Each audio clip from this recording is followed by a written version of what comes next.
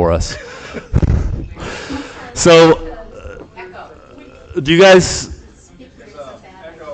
We can turn the speaker off. Would that be fine? Yeah. All right. Well, we'll speak loudly. I think we'll try. Wendy, can you turn it off for him?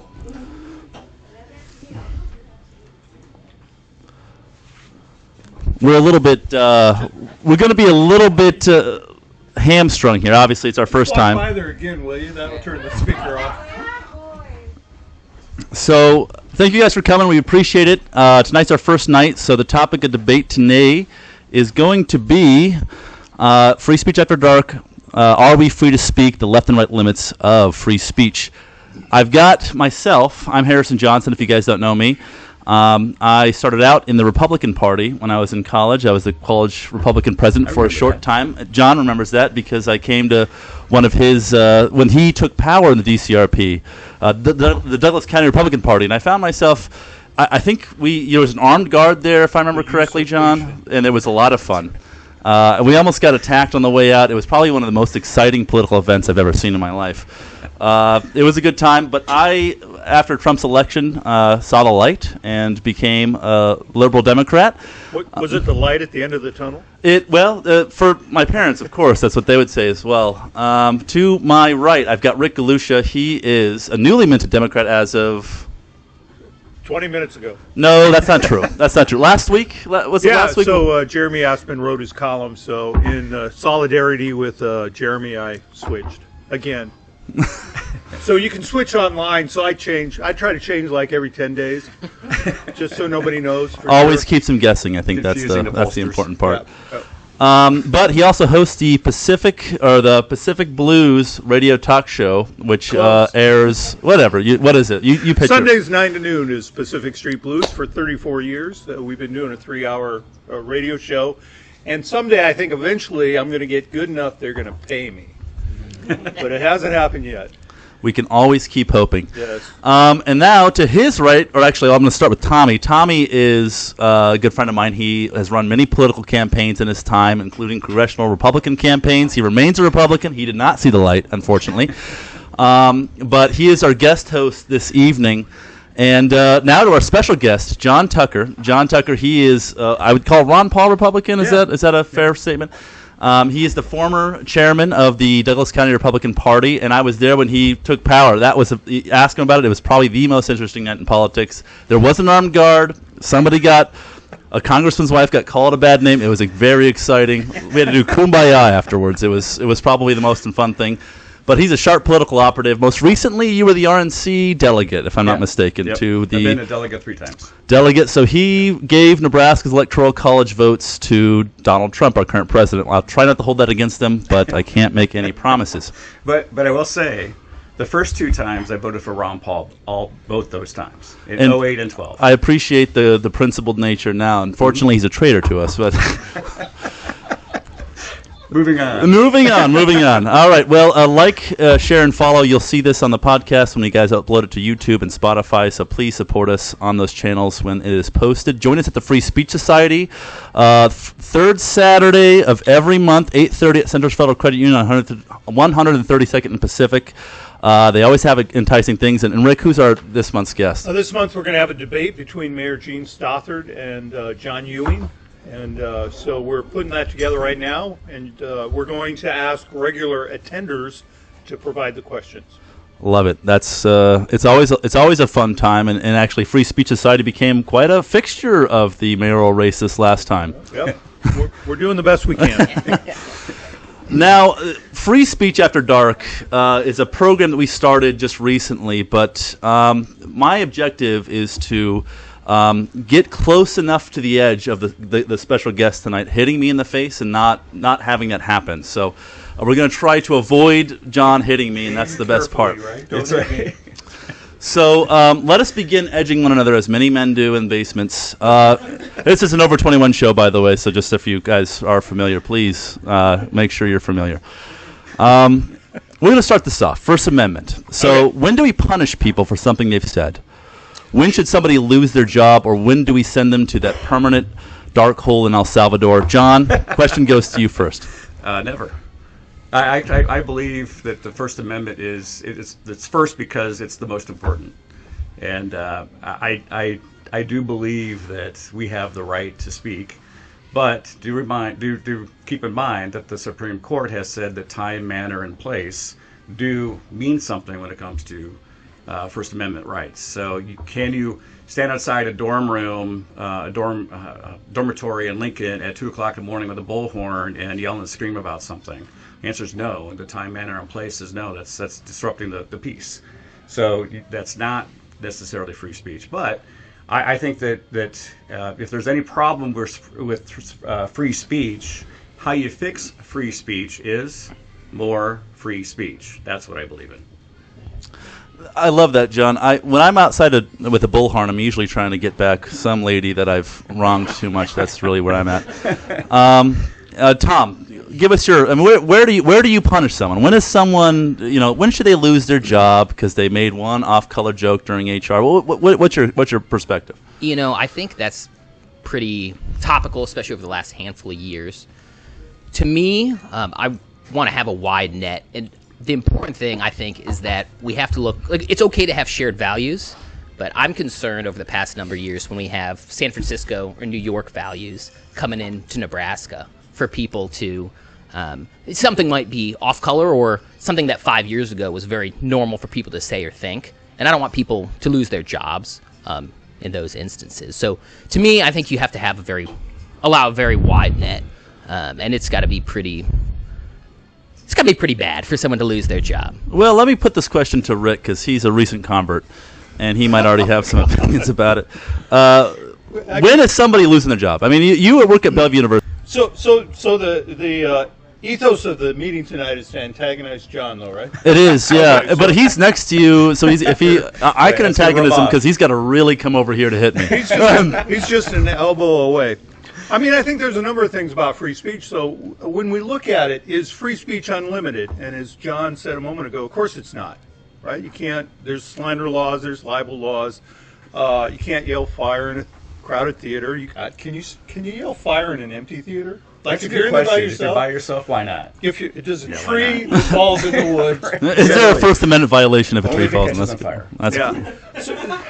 So I kind of wanted to ramp up the antagonism of the conversation by kind of posing this question because I think it's an interesting dilemma, which is the idea of free speech versus hate speech. And of course, what does that mean? And one of the things that, because I knew John was going to be here, I knew I had to bring my A game, but my wife said I could only bring my B game because she wanted Emma to remain friends with Jill, so which is my daughter and his daughter. My daughter. But if we look at like the discussion on hate speech versus this discussion of free speech, I think it brings up a really valid debate point. And it's kind of like this, is we know empirically through medical and psychological evidence that harmful speech does in fact cause physical and mental damage. But in contrast to that, and this is kind of the New York value, Los Angeles value, San Francisco value. I got to get my geography down. But how would you possibly regulate that? And so I think kind of the missing ingredient when we take a look at it is we lived in an age of reasonability, where a reasonable person would act reasonably and therefore relatively predictable. But at the moment, I think we live in a increasingly, I call it the Burger King generation. Anybody know what I'm referencing? Terrible burgers, or really bad burgers. But it's kind of the have it your way. So I no longer have to be reasonable if I get to make my point, if I get to shout over everyone else. And in my view, and so I'm gonna rope in another antagonistic comment here, is we have a presidential figure that is leading the charge of unreasonability. So I think we need to really discuss these issues. That's a fair point. I was waiting for the time when you're going to hit him, but I'm glad he promised a hit. I don't think nothing about that was it. I do want to start off because you mentioned something about hate speech, and it's something that a phrase that I've heard a lot. Some people say that hate speech is not free speech. Who defines hate speech? Well, that's a fair point. And so to John's point, and I wouldn't agree with this, but from a legal standpoint, I wouldn't say that unless you're directly inciting, you're calling for somebody's murder or something of that nature, or committing assault, you probably wouldn't. I would not classify that. Hate speech. You talked about the mental and physical harm that it can cause to someone, but I wouldn't classify that as a crime. But the left in the last decade has had a pretty interesting run of speech, and Rick may not have read the brief, but I'm hoping you guys did. Let's start talking about what is woke and wokeness and cancel culture, and talk about some of the big social movements that appeared to govern a lot of speech as we've had over the last couple of years. So this is a question. I'm going to start with Tommy, actually, just because his beard kind of making me mad. I can't grow one personally. It's a problem. My parents, it's their fault, honestly. So that's power cord. We're not going to worry about that too much. Tommy, how would you define woke? Start this up for us. So I think I would define wokeness as looking at all societal problems through the lens of race and gender and kind of putting that above all else. But I think you also have to tie it in with a certain moral panic of the last number of years.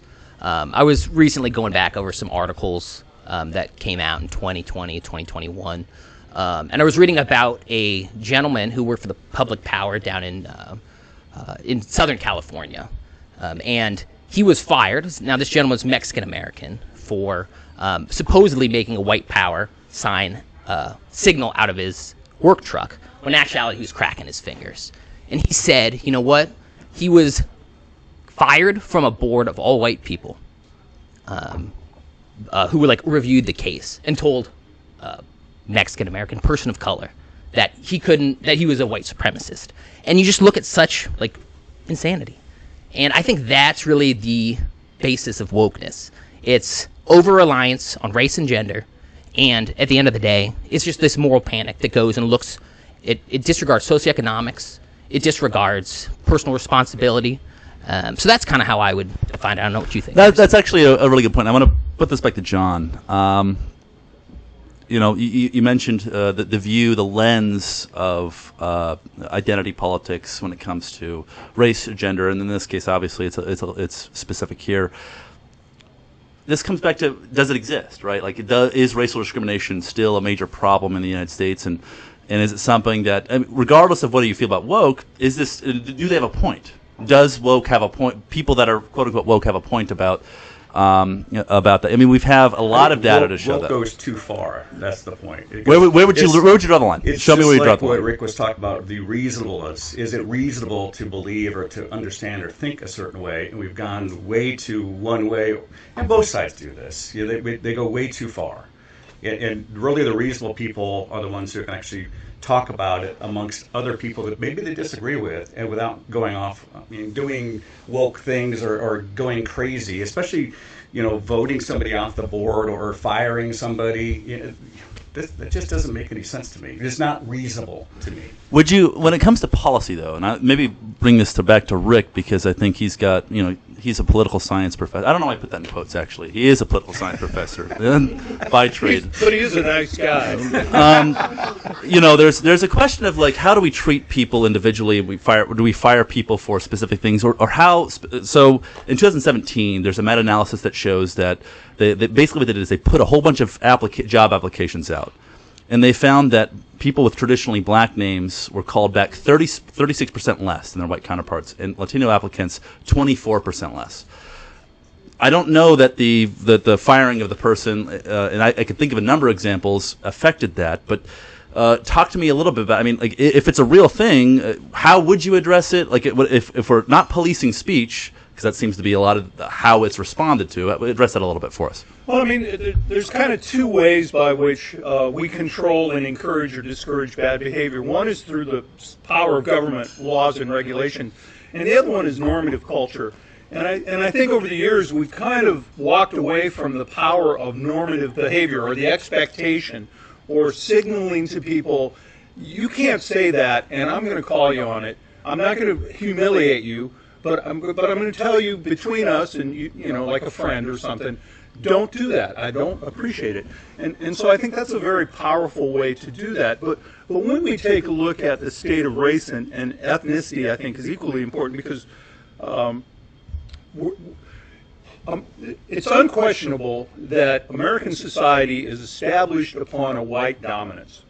And you can say, I disagree or whatever, but the history is pretty clear, right? And so we have, since the Declaration of Independence, continually redefined the term men when Thomas Jefferson said, we hold these truths to be self-evident, that all men are created equal.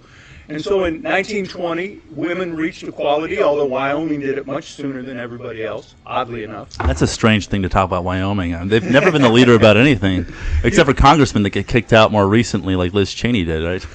Thank you for the interlude. And you've got blacks in I think it was the Voter Rights Act of 1964. Civil Rights Act. You've got the 1948 with Chinese Americans. Today we're debating the proper role of LGBTQ members of society. What kind of rights should they have or not have? So we're having that discussion actively in America today. But I try to think of it this way, which is the pendulum swings back and forth. And as the pendulum swings in a direction which maybe I'm uncomfortable with, because I definitely, as a white, older guy, I parked my car the other day and the bumper sticker, I imagine it was a woman, and she had two bumper stickers, which is, divorce your Republican husband. How do you feel about that? My wife used to be a Democrat. Okay. And the other one prenup is probably what's keeping it there. and the other bumper sticker was, I'm sick and tired of listening to old white men. And so I kind of felt like, okay, that's a little abusive, but if this, but I try to keep in mind this way, if that's the price of reaching a society which is at least tamped down racism or ethnocentrism or xenophobia, then I need to choose to be willing to pay that price. Not because I have to, not because there's a law that makes me, but because I look at other people and I'm like, I've got it pretty good. There are times when I think, I've got it pretty bad, and then I'm like, wait a minute, you got it really good. And there's 98% of the rest of the population in the world have it really bad. So sit down and shut up and let them go through their process. Rick, let me put that challenge to our special guest. No, a little bit. Okay. Just a little bit. You're good. But, John, one of the questions is that, okay, if it's a factor, should this affect the way that we interact? Should this affect, like, for instance, if somebody is saying racially insensitive things in the workplace or something like that, where do you draw that line? Where does it become something that can harm, or if it does? Well, I think from a free speech topic, because that's what the topic is. Please bring it back. Yes, I think that, again, more free speech is going to stop that. I think, by and large, there's a majority of us who think that's ugly, cruel, bad. Just no way we like it. And I think in the workplace, people need to step up. But I think they would. I really do. Is there social consequences? I mean, would somebody? No. You don't think employment? Do you think there's employment consequences that should be put on somebody who says something that's extraordinarily racially insensitive? I think that there's policies within corporations to do what they want to do with that, and that's up to them. They're a private corporation. Government maybe has also some regulations too. But I think this is from a free speech perspective.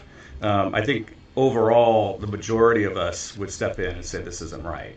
It would tell this person, hey, you can't do that.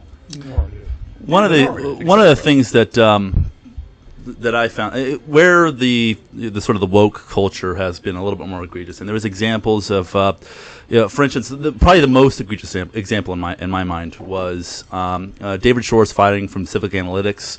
What he talked about was that he posted on Twitter when it was formerly Twitter, now X. Let's respect the pronouns here.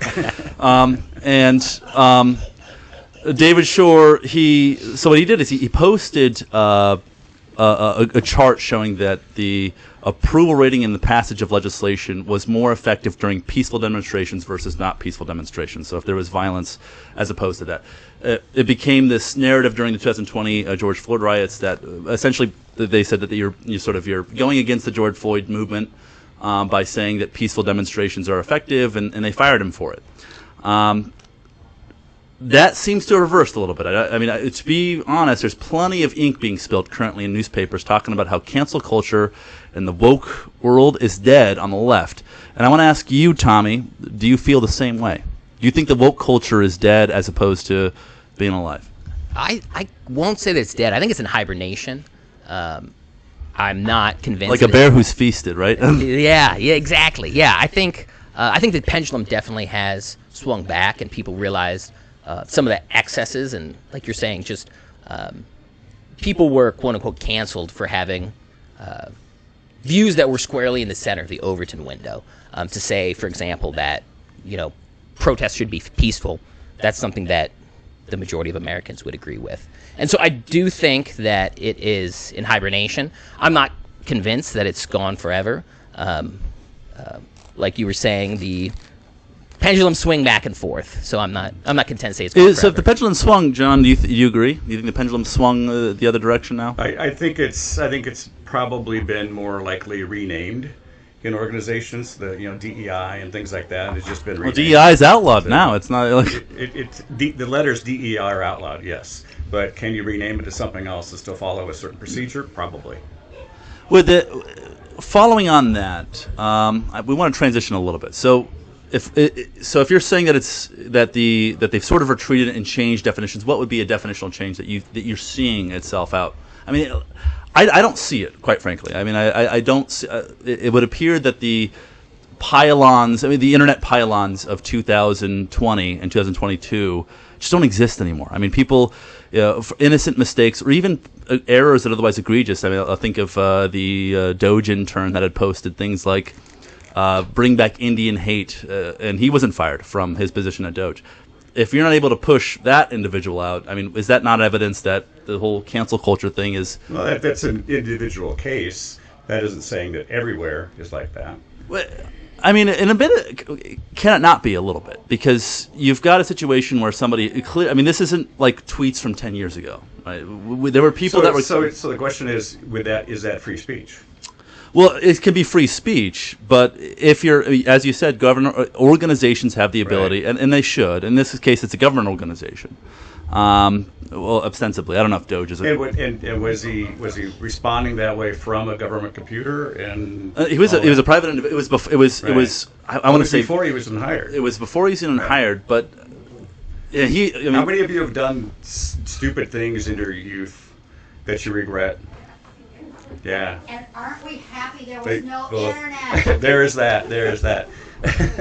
That's true, but there's a lot of fun stuff on the internet. I wouldn't know personally, of course, but one of the things that to get back on that, it wasn't that's fair. Being young and dumb is totally. I'm with you. Hey, look, you were a Republican at once. I was, and thankfully, yeah, I was young and dumb. But if he this wasn't like a recent thing. This wasn't like 10 years ago thing. Right. This was a recent thing. I mean, is it not appropriate to say, you know what, considering the recency, he would say one of the tweets was, I was racist before it was cool. Do you have all the case behind it as far as what else has he done? Maybe he's helped old ladies across the street. I don't know. Yeah, you're just taking up Pablo Escobar. Pablo Escobar handed out free chickens and stuff like that, and fed the poor. Yeah, but I wouldn't have him be working the government. Look how long it took for us to get him. So we eventually got him, right? But I mean, is there not some level of decency that we should be demanding from our public officials? And why? And if that's the case, depends about what you define as decency. I would say it's decent. Back to the free speech part. Who defines the free speech of decency? Well, no one's. I guess no one's saying that he should have had his civil rights removed. But if one of his tweets is, "I was racist before it was cool," and that was like 2.5 years ago, right? I mean, does that? I'm not saying we should throw him in jail. I mean, God knows people are in El Salvador for a lot less than that. Maybe he had too much whiskey and was tweeting that night. That's. Well, I don't know how old he was. That's Garrick Oden. No. Well, there's not evidence, though, that cancel culture has essentially, if we can't get somebody like that to, at least the administration to act responsible. So we need cancel culture. We need to have the Ministry of Truth. We already have cancel culture. We already have it, do we not? But should we have the Ministry of Truth to tell us what that is? Well, the Ministry of Truth is X at this point. Is it decided by what? A simple majority of what's right and wrong? Where's Harry Potter when we need him? Well, to come back on this, and let me bring back some of the crowd here. One of the issues that I'm seeing is that there is a distinction, right? There's a distinction between obviously legalistic when you have done something so far, or an organization which says our image is so harmed that we need to take somebody out. Tom, let me go to you. Is that something you think that would have been appropriate? I mean, would that have been a time when you would have said, okay, they're too recent. I get in the past that could be the case, but this isn't somebody who is now 10 years older. This is somebody who's 2 years older. Well, I think that gentleman was initially fired, and then it was maybe reversed by the vice president, if I remember correctly. I think at the end of the day, in this specific case, it was small potatoes compared to it was a distraction. And so, was it egregious enough? Maybe, maybe not. It was in and out of the news, so you heard about it for a day, and then it was gone. If I was his boss, yeah, I probably would have fired him, but I do think you have more latitude when you're a public employee on speaking in your private capacity before you were hired. I would agree with that. I want to transition a little bit because we want to make sure, and by the way, folks, at the top of the hour is when we'll start entering the audience. We'd like you guys to participate, so please get your questions ready. Make sure they're very mean to these guys and not me. I'm very sensitive. Facts care about my feelings. That's what I think. That's where I would go with that. Let's start this off. So, cancel culture, it's come. It had its peak. Whenever you'd put that peak, right? Would the peak be 2022? Would it be last year? Regardless, I would argue that it has had its peak, and it's on the downward trend. And the last example I'd have, Tom, maybe you disagree with me, and I'll pass this question off to you. The right's response. On the right, there's been a response to this, right? There's been a pretty significant response, in my opinion.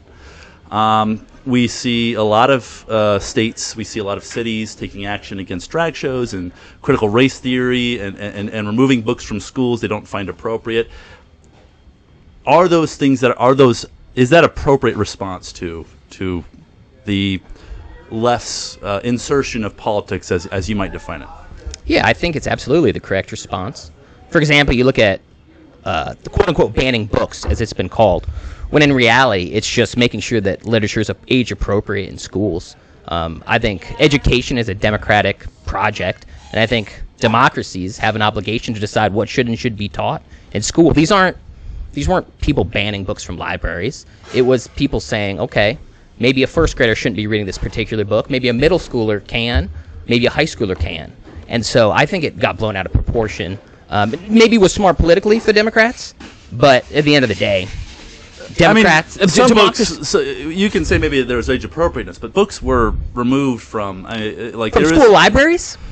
And there was attempts in public libraries, multiple ones as well. Yeah, there was a lot of attempts for public libraries removal. In fact, Tara Sue Crawford, south of here, she tried the same thing, and then she got, I think it was a special election, a recall vote, and got removed from the. She was a school board member, correct? Yeah. So she was trying to remove the books from the school. As opposed to school libraries are different than public libraries, and also I do think there's something to be said for spending public tax dollars on particular books. I think everything's a democratic project, and it's something that can be debated.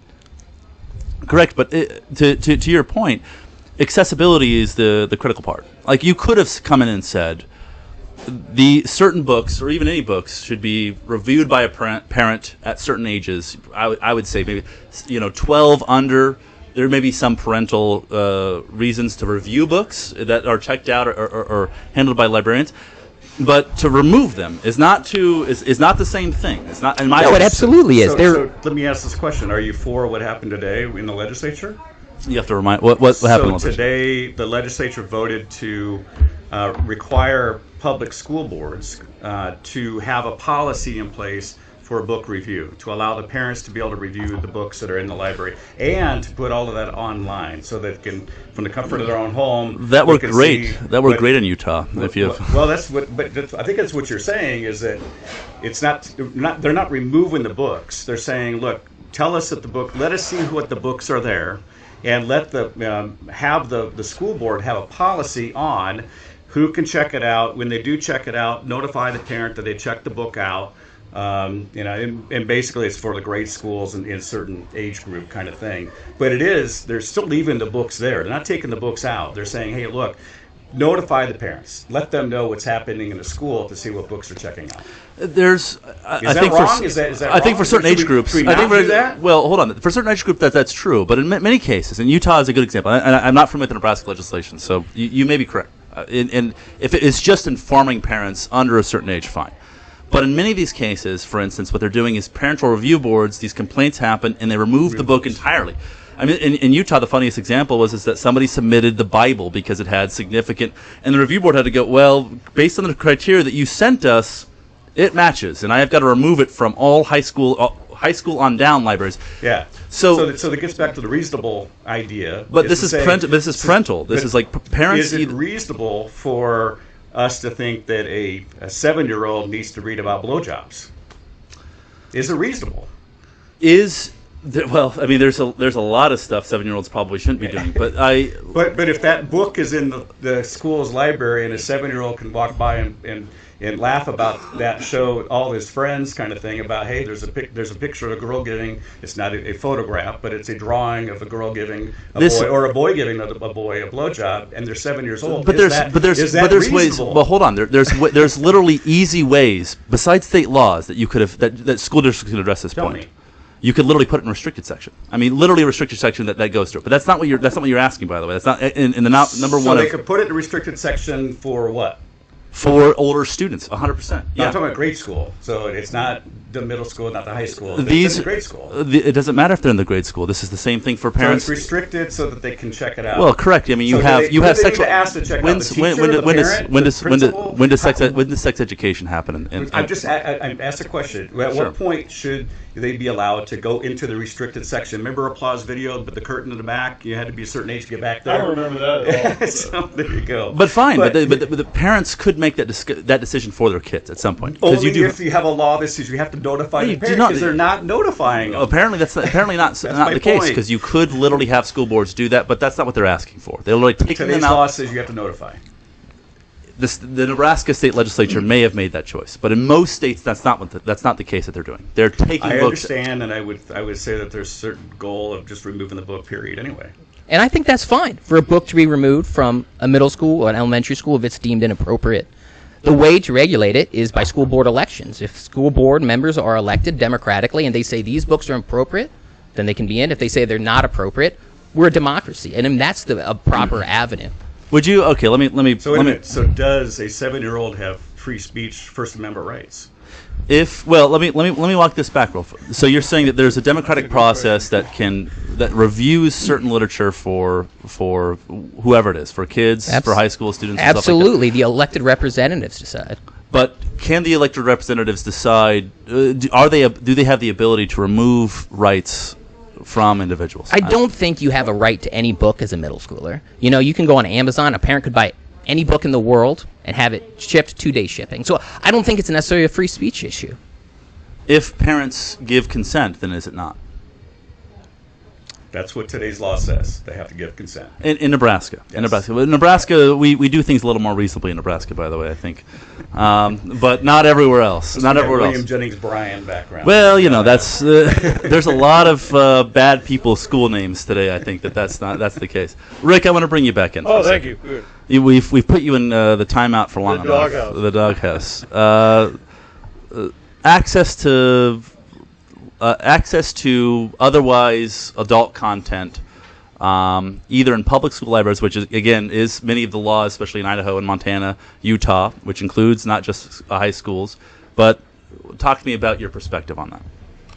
On books in schools? On the access to perceived adult content in schools. Well, the first thing I would ask is number one is, do young people read books anymore?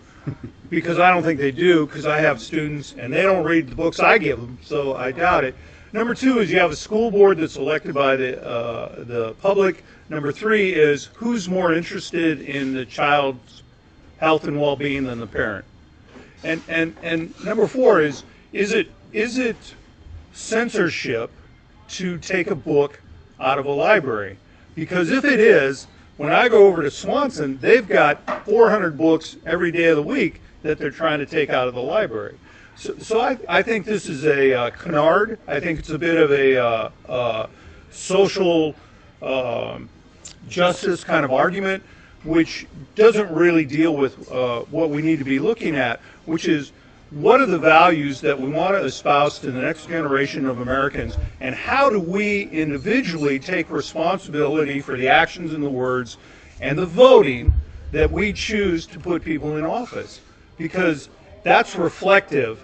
The book issue is a minor schism in the real problems that our country faces. And again, it comes back to what's important to us, what are the shared values we want to espouse, and how do we act? How do we engage that? And I think we need to focus on those things and not the minor details of culture wars in public school libraries. Well, that's a good bookend to that because we got a lot of topics I got to cover. And if you guys have questions, please make sure that you hit us hard with them.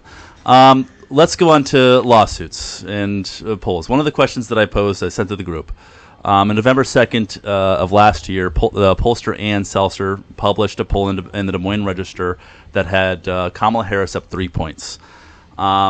It turned out to be wildly incorrect, as it turns out, and she retired shortly after. I mean, way to go out on one of the worst, I'm going to retire after I just completely F up something. A terrible way to do it, in my opinion. But Donald Trump, for some reason, decided that it was important for him to file a lawsuit claiming election interference. Is this not a direct attack on the First Amendment? I'm going to start with John.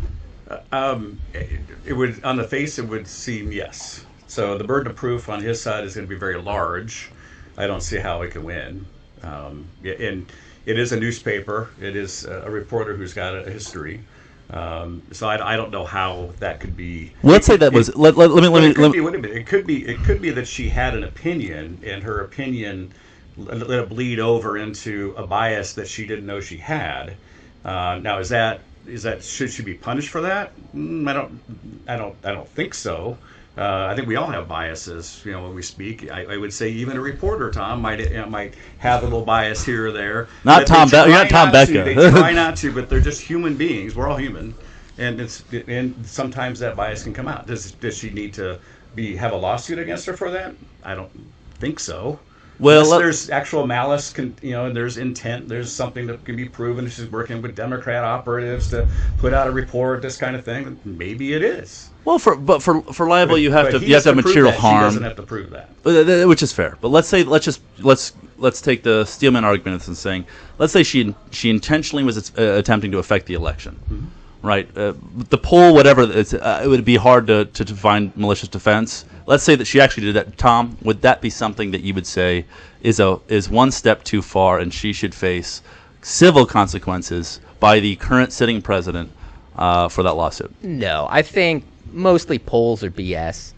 People are just. We all know that. People politics, I mean, people are always just messing with the potential voter pool. It's essentially an educated guess. I think there's much more egregious. You look at some of the bias in some of the newspapers and national media, much more egregious than one poll in Iowa. I think it was just so out of left field that President Trump thought it'd be an easy softball, basically, to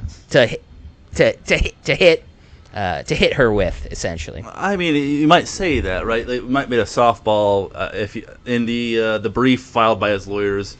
I don't think it's a very Trump serious loves one. lawsuits. Nothing will come of it. Well, I agree with you. That probably is, any judge probably would say, well, this is an obvious free speech issue. But why do it? I mean, why is that not a bad thing for the president, the sitting president, or any politician, really, to set the precedent? Politics are about power. He thought it would help him win the election. No, maybe it was after the election. He filed it after the election. After the election, it's punishing. Right now. People are always amazed that there's politics in politics. I mean, this is what it is. But walk me through that. I mean, what does he have? What does he stand to gain from this? His supporters will love it even more. Did he expect that the Democrats are apparently not, because you guys don't love it. I've got two of them here. You don't seem to love it. I'm just saying, who knows? I can't mind read. I don't know what his intention is. I think the larger issue here is that Trump uses lawsuits to suppress contrary opinions and to intimidate people into silence. And so this is just another example of recklessness and arbitrary viciousness, vindictiveness from the Trump administration. And the issue itself is not about the poll. The issue that we should be looking at is how and why is the president behaving the way he's behaving. And the obvious answer is because it works. And so to some degree, I think we need to be more judicious in what we respond to, because I think what Trump is trying to do is get us to respond to this and then to this and to this, and it's pure chaos 24 hours a day, and we're losing sight of the things that are important. The things that are important are how we interact with each other, what we say to each other, how we express our values to people and follow through on them. And President Trump is not interested in character, he's not interested in morality, he's interested in chaos. And we need to say, enough. I'm no longer following a chaotic individual.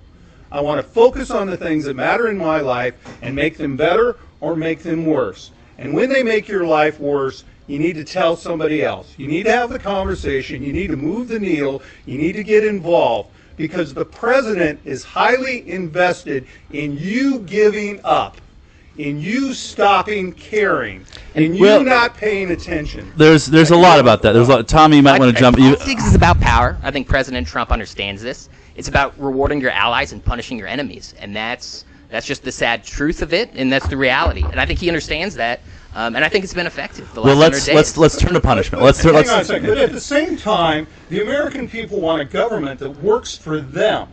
They have this strange sense that government should do good things, that government should accomplish things that are in the interest of most people. And we need to reject this model that Trump and other politicians are giving us, which is chaos matters, power matters, and instead choose to ignore them. I don't think either party's acting in the best interest of the American people at the moment. But the question is, when you have constituencies that have rival ideas, President Trump is delivering for his constituency when the other one's been voted out, and that's the end of the day. Well, hold on. Hang on, I thought we were going to have an argument. If you want to beat up Tommy, please do. The more he works on you, the less he has to work on me, and I think that's really what I want, because he's pretty brawny over there, and I'm a little worried about that. He is brawny. He's got that beard, and I'm very intimidated, unfortunately. That's right. We've got. I want to make sure we've got time for questions. It's a really important part that we've got questions. We want to bring these guys in, so I do want to make sure that we hit the top of the hour. We're good. We've got a couple of big Kahuna burgers, to quote a very terrible movie. We want to hit. On the punishment side, who is protected by the First Amendment? For most recently, this is a question that you guys saw in your brief as well. You see an individual, a lawful permanent resident who has not been charged with a crime, arrested and attempted to deport without a single judicial hearing. And a judge said, well, maybe you should see a judge at some point and have your case heard because you are a lawful permanent resident. How is that an appropriate response by the administration? And I'm going to start with Jon here, because it's one of our big ones. Well, so I think, as we were talking back and forth, at least online, I think what the administration is trying to do is to figure out at what point do you have rights, and what rights, the First Amendment, the Bill of Rights. At what point does a either naturalized or unnaturalized, or green card, whatever it might be, at what point do you have rights? Because I think it's been, the research I've looked at, it's been kind of a little across the board. So I think what Trump's trying to do is to push it into the Supreme Court. But for lawful permanent residents, the case that you cited specifically, by the way, it appeared to, I think, support the idea that lawful permanent residents have First Amendment rights. It wasn't Supreme Court. So I think it's going to have to go that high.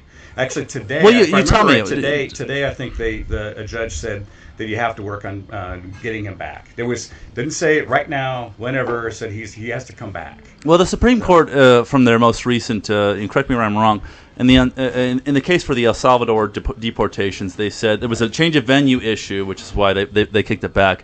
But they, in their statement, clarified that everyone has an opportunity for due process. I think even today, somebody, another judge, said, hey, you need to start working on getting them back. So I'm not. I guess here's the question. I'm not asking you guys. I think I've got that confused with the one who got picked up. So Muhammad Khalil he's currently sitting. Right. But no, but still from the Columbia University student. That's I think what you're talking about. There's two of them. He is currently sitting in a Louisiana detention facility without being charged with a crime. That's the one I was talking about. Needs to go. He'll push it to the Supreme Court to get the final and saying, okay, does the person with X. Do they do? Are they here 5 years? Well, let me ask you. Do you think? I mean, from a value standpoint, let's take the law aside. From a value standpoint. I think personally that let's define who's a U.S. citizen and go with that, and then they have the rights. The Constitution is very clear; it does not specify U.S. citizen. I don't think it does because there's even the natural born citizen. What does that mean? If they are naturalized, if Putin comes here and has a baby boy, can he be president someday? That's those kind of things. So I think that Putin might be a little too close to a lot of nuclear stuff to have any children, but I agree with you. Yeah. True, but I mean, I think that's. It could be the same. It could be a lot of different limbs. Who knows? Right. But I think that's where he's pushing it to say, okay, let's define this. And that's fine. How you define it? I mean, I don't want to. I don't want to pin you to Donald Trump's opinion. I know quite a few people that have come to the United States and got their green card. They've done everything they need to do, and they are U.S. citizens. Okay, if they're green cards, are they entitled to the First Amendment protection? So, yeah. So what happened to Mr. Khalil? In this case, by extension, was a violation of his First Amendment privileges. The time, manner, and place. This is the other thing that bothers me a little bit about the time, manner, and place, the violation of First Amendment rights versus the hey, you're being a nuisance, you're blocking entrance to schools, you're doing these kind of things, and no one's taking into account of this. They're not going to jail. They're not being punished for this. Just say, it's free speech. Is there really free speech when you can burn down a well, hold on. But Khalil's not charged with any of that. He's not. That's my point. It's like, what is it? Where is he at in all of that kind of thing? If we were to if you were to steel man that argument for a second, because the administration's been pressed on this quite frequently about what he's been accused of doing. And I do want to shift this to Tommy just for a quick second. The Justice Department has said that he has been in support of opinions that align with Hamas. They've not alleged material support for terrorist organizations. They've not alleged any crime. He's not charged currently with destruction of property or any of those things. And he remains a lawful permanent resident who you could agree maybe he needs to have a deportation hearing, but that's not how the administration went through. They attempted to deport him without any of that process. The ICE agents came up and said, we're revoking your student visa. And they it's actually an LPR. We're revoking that too. And by the way, we're going to take you to a facility. We're going to try this until finally a judge it. I don't want. If you don't agree with it, please. I don't want to try to make you defend something you don't agree with. But where's the line drawn on that? I just don't. I'm not too worried about students coming from all over the world to our universities. I think that's the crux of the argument, is that why are we bringing in people with anti-American values? I don't love the way they've done it, but why we have, hundreds of thousands of people coming you may not love it, but is there not an implication here? I mean, if you're saying that a lawful permanent resident who has not been charged with any crimes for his opinions. I think with the lawful permanent resident, I don't know the specifics of how he was naturalized, but it seems like a lot was done by fiat under the Biden administration. Regardless, right? He's a lawful permanent resident, which is true. He's not charged with any crimes, and the allegations that are against him, he's not alleged to being a part of a terrorist organization. I think he should have his day in court. So, and I don't want to, just from a distinguishing point, do you feel that the Trump administration misstepped here a little bit? And that's okay. By the way, I think Joe Biden misstepped plenty of times, mostly in his actual walking, less so in his policy. Well, let me go for it. So I think perhaps what Trump is trying to do is to push this so he can immortalize and document how this is going to work.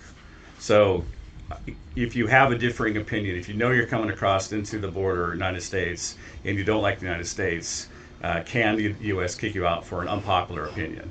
First Amendment says no. If they're a citizen, if they're an actual citizen, it's like the courts might not agree. Friends will not agree with me, but I don't think burning the flag needs to go to jail. It's a freedom of speech thing.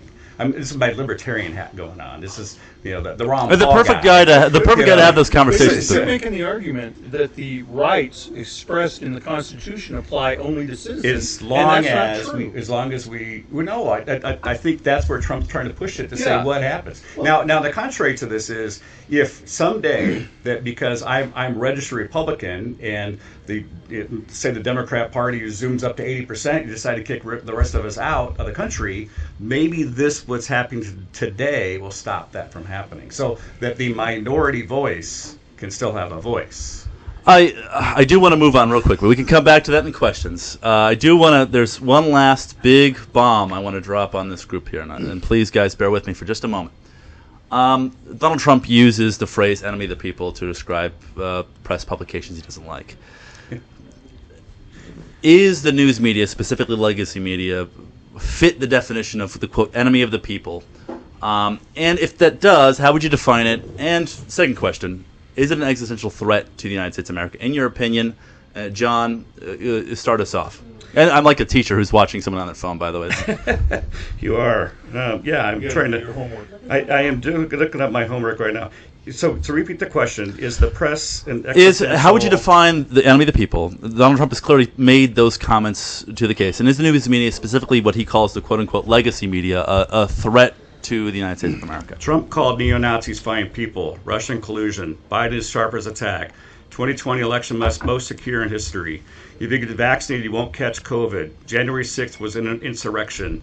Cheap fakes. Trump said drinking bleach would fight COVID. Jesse Smollett. Texas officials prevented U.S. Border Patrol from saving drowning victims. Biden had a cold during the debate. Bubba Wallace garage poll.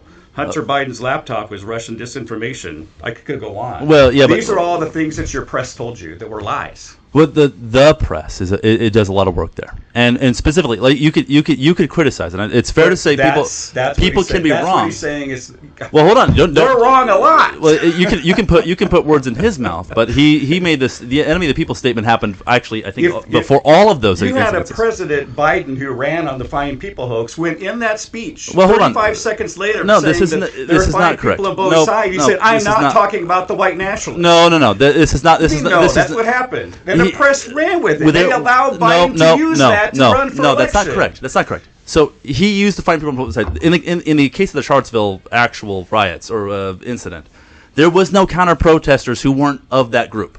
By the way, there wasn't like a group of just that. He said, "I'm not talking about white nationalists." I'm glad, and that was not quoted by any of your press. I'm glad the president. Yes, it was. No, it wasn't. Hold on. We'll get to questions. I'm glad you that. read it one place. Hold on.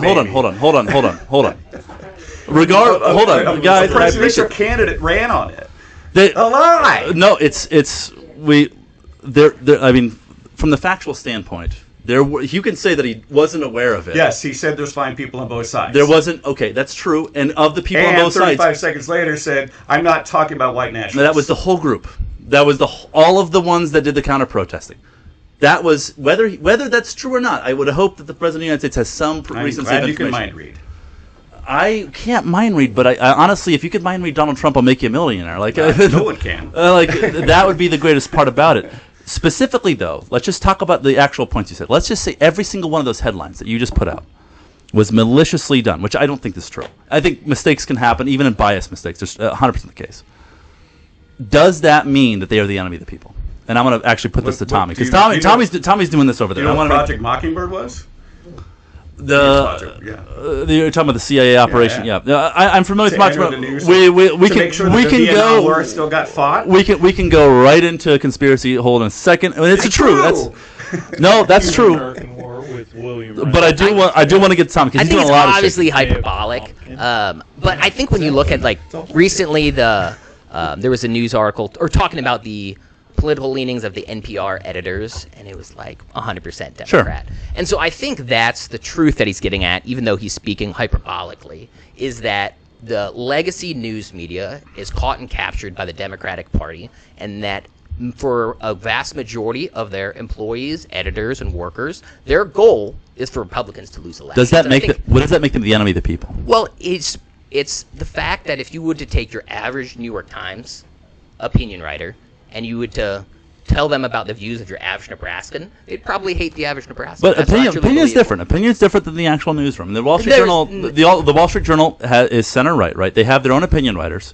The National Review has their own opinion writers. There is no dividing line in the legacy media between opinion. That's just not true, Tom. That's just not true. Absolutely, it all comes down to who they hire. The Wall Street Journal absolutely has a center right. They have opinion writers. It's a corporatist. Fine, but the point that I'm making is that they absolutely have editorial standards. I mean, the Wall Street Journal or the New York Times, both of them on either side of the line. Editorial standards, but if you only hire liberal people from big cities, you're going to have a bent. That's fair. That's a fair point. I'm not saying that's not the case. What I'm saying is that there's editorial standards there, and does that, you say it's hyperbolic. Yeah. The President of the United States does not appear to share your opinion. You're putting words in his mouth. That's okay. And actually, I'm not trying to say that you are responsible for the President's words. Would you use the same definition? Does that definition accurately apply to news media, which is partisanly aligned against him? I think it's against the legacy news media has hate for your average American. That's what I believe. That's a separate argument, though. That's not what I'm asking. What I'm saying is that the enemy of the people. Now, I'm not saying you don't have to agree with Donald Trump on this. I'm just saying that that's the word he uses. Is that a definition you would correctly attribute to the legacy media as we define it? It's hyperbolic. I think Trump. That's a no. Is that a no? Is that a no? So does the Twitter files? Walk me through the Twitter files for a second. What did they find specifically? They never released to the legacy. They found back channels to the administration, Biden administration, that was fact-checking everything. Say, no, you can't say this. No, you can't say this. That's not what they said. That's not true. The Russian Russian hoax. No, the Hunter Biden. That's not what they said. They never said you can't do anything. They said that they literally. That's not true. Right. Matt Taibbi said that he warned them of potential Russia. The government didn't say you had to do anything. Right. It was never a question of what you had to do. So they made up the fact that this could be Russian disinformation. They didn't make it up. Of course, they did. No. What they did? What evidence do you have to present that? What evidence do you have that they did that? I mean, well, okay. What evidence? What evidence? At the end of the day, hold on. What evidence do you have? There's not a unicorn outside the window. It's a terrible argument. When you have an FBI agency calling up a company and say you should probably do this, that's government coercion. Yes. That's a separate question. That was a Twitter file. Hold on, the Twitter files, but you said the Twitter file said the FBI required them to do. That's not what they said. They didn't require. I didn't say that. Okay, well I'm not putting it. What I'm saying. Sorry if I'm wrong. Good. But still, that was government influence on a private corporation to change the reporting, what people were saying online as to what to say. So that was actually a change of First Amendment rights. You could argue. How is it a change of First Amendment? If the government didn't require it, how is it a challenge to First Amendment? So I'm not allowed to go onto Twitter and use my First Amendment rights. Here's a First Amendment violation. When 60 Minutes did the interview of Kamala Harris this election cycle, and they offered the same to Donald Trump, and he refused to do it. And they said, okay, you decided that the Kamala Harris that was too glowing of Kamala Harris.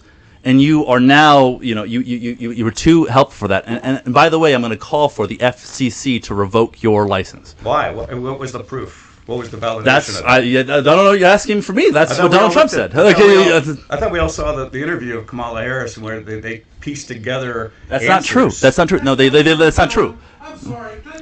Well, Tom, we're gonna get into it. Tom, oh, jeez. I love this. I love this. No, this is good. Tom, you got this. I'm with you, bud. I'm with you. I want you in here. We're like minutes away from that discussion. I do want to stop. I just want to end real quick because we do want to get to questions, and I don't want to take up any more. And by the way, guys, we're going to midnight, right? We can go as long as you want. At this rate, I do want it because Rick sat there patiently doing a lot of shaking his head, and I do want to make sure that he just has and we'll end on him, but then we'll go to questions, and we do want the rest of the guys to get in here. I apologize. We're jumping around, but I appreciate everyone. And Tommy, and let's give a hand to Tommy and John. They've been great sports tonight. Thank you. I appreciate you guys being here. It really is great. I really honestly appreciate the opportunity to kind of have this discussion. I know it gets heated, but hopefully it's fun. I hope you guys enjoyed it. Let me give Tom let me give Rick the last word. I wrote down 3 notes.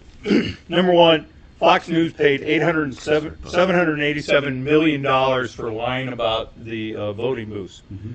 Number 2 is that we don't have to worry about the press. They're going to go broke on their own. If you just look at the Omaha World Herald, they have no reporters. WWT just lost a great reporter. They're not interested in reporting. They're interested in making money, which comes to the real problem, the real crux of the problem, which is we know that the reporting agencies, the news outlets, need to attract an audience in order to sell advertising, in order to survive. When I was in Leadership Omaha, Jon Tucker, who was the CEO of the Omaha World Herald, The late Gottschalk. held this paper up and he said, "What is this?" And we were like, "It's a newspaper." He said, "No, this is an advertising vehicle." And so we lost the free press. And I think it's important to understand is that for only a short moment in American history did we have a free press. If you remember, Edward Rosewater, who they named a school after, which is across the old Rosenblatt Stadium, was a yellow press journalist. So it's only between approximately 1930 and 2010 that we had a media that had journalistic standards, and all that went out the window when they had to make money to survive. So every single news outlet that exists picks a bias and goes for the audience by appealing to that audience. And if you think you're listening to a news outlet that is not exhibiting bias, you are naive and willfully so. That is a great way to end this, and let's start with some questions.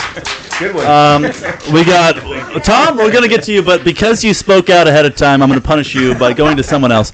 Joel. All right. I'm going to start with something that I just heard said. I hope I can work my phone well enough to make it. Oh, thank you. Tommy, question is directed to you, but I want everybody else to contribute their part to the answer. I believe, correct me if my wording is off, you said Mr. Trump knows politics is about rewarding your allies, and Trump knows this. So why did he choose, and I'm restricting this, I'm going to shorten this, just the ones that have been allies since 1949.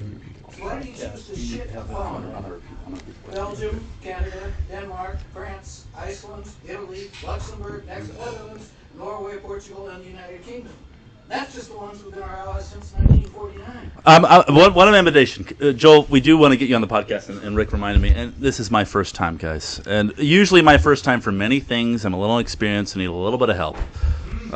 So, Joel, please come up. Can you say exactly what you said again under this microphone? I'm going to have the same. Probably not, but I'll try. Well, I've got it. And then, Tom, you're on deck. I want you to answer the question, but yeah, thank you. So just for clarification. You can say shit. This is going to have explicit warning. I think we already cursed a Just couple for of times. clarification, he's trying to create a podcast, and so in order to capture your question on the podcast, we need you to come up and ask the question into a microphone, if you would, please. Okay, my best recapitulation. Is that mine or yours? Tommy said, Mr. Trump, politics is about rewarding your allies, and President Trump knows this. And my question then becomes, why did Mr. Trump, knowing that politics is about rewarding your allies, choose to shit upon, and then I recited the 11, other than the United States, original members of the North Atlantic Treaty Organization. And because I think the repetition is valuable, I've shortened it. I'm not going to do all 30. Why did he choose to shit upon Belgium, Canada, Denmark, France, Iceland, Italy, Luxembourg, the Netherlands, Norway, Portugal, and the United Kingdom? How is this rewarding our allies? So I can say that we could shit on France because their beer is terrible, but let me give this back to the Garlic sniffing surrender. It's not good. It's not good, guys. When I Get say, the wine. Then that's a good distinction. When I say politics is about rewarding your allies, I mean your domestic constituency, the people who elected you, rewarding them and punishing your domestic enemies, the people who voted against you. And at the end of the day, that's politics. On the issue of that, I think there's a variety of things that President Trump has done, whether it's trade or different things, to bring forward his America First agenda and to help us here domestically. I don't know the nuances. To be honest, I don't care about international policy. Well, our allies seem to love that. Yeah. So I think when we take a look at NATO and the Marshall Plan, kind of the agreement is that we would rebuild Europe after World War II. And as we did that and we formed the group NATO, which was, I think, the second NATO was the first. We formed NATO, and the agreement that we had at the time, if I remember correctly, was that they would pay 4% of their GDP in their own defense. Well, until very recently, they never went above 1.5%. And I think what Trump's trying to do here is, with the Ukraine issue specifically, is to get them to up their ante and follow through with their commitment of 4% GDP. And so if you think about it, and I understand this is not a rational argument, but you'll get my point, which is the United States of America, as far as I know, is the only country, the only Western country in the world where people go broke due to medical bills. But if we look at our allies in Western Europe, they all have free medicine. So essentially, because we're paying for their defense, they can afford free health care for their citizens, and we're paying for by going broke. So I think that's the strategy. Now you can say I don't agree or I disagree with the strategy, which I'm totally open to that argument, but I think that's what's going on. There are exceptions. This very day, Poland is paying 5% of its GDP. Which one? Poland. Well, Poland's got a history of being very close to powers which don't like them and then running over them. They're on the border with Russia Yes, right they now. are. I don't know. I just have a hankering. Tom, are you? Let's come up. I'm ready. You're ready. No. I want to just apologize ahead of time. don't deserve By it. the way, John and Tommy, please don't think of me less, unless you feel like doing so. No, I would just say that, first of all, my definition of woke is treating people that are different than you with respect. Your definition of woke tends to be guys are cutting off their dicks to play volleyball, okay? Which isn't true. But if you take a look at all the emphasis that's been put on stuff like that, which is, and you talk about Biden lied during the campaign. How many Haitians Which were politician eating dogs? didn't? How many Haitians were eating dogs and cats? Whataboutism? Pardon? Whataboutism? It is whataboutism because you made the point. You made the point that I'm Biden sorry, I just have to always push that back. No, I know. But okay. Well, tell me then. Let me put this another way. Tell me how Donald Trump talking about dogs and cats being eaten by immigrants is not lying. Because it made a great song. So I will agree with you on this. See, to a large there's at least extent, one person who got it. To a large extent, politics is entertainment. Right. And we like this because what are we doing here? Yeah, we're entertained, it's right? all riled up. So I agree Right. with you. I agree with you on that. As far as dealing though with what you talked about the bias of the media. Nobody talks about the bias of the consumers of the media.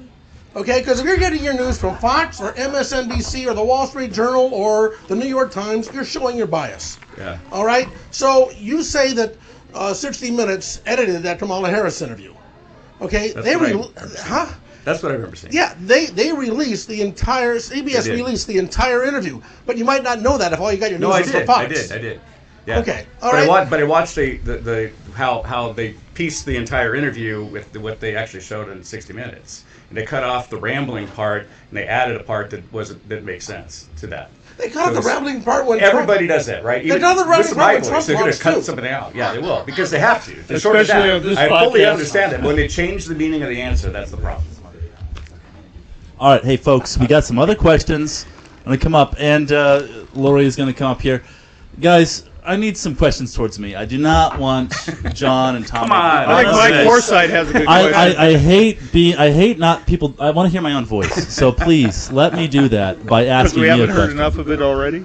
Because Rick over here does a lot of talking, and he's a professor. I don't do very much talking. He's a very professional much, radio guy too. So, yeah, that's you the know. problem. I do this. He knows how to Let's talk get this over on. All right. people. Sorry, Lori. Here you go.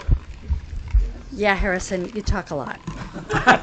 So It's good. my It's all question is, going back to free speech, where does free speech end and hate speech begin? If I am in this space, where does anti-Semiticism begin?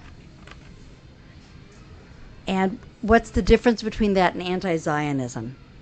If I state my opinion and say that Israel should not have been instituted as a nation in the Middle East, is that hate speech?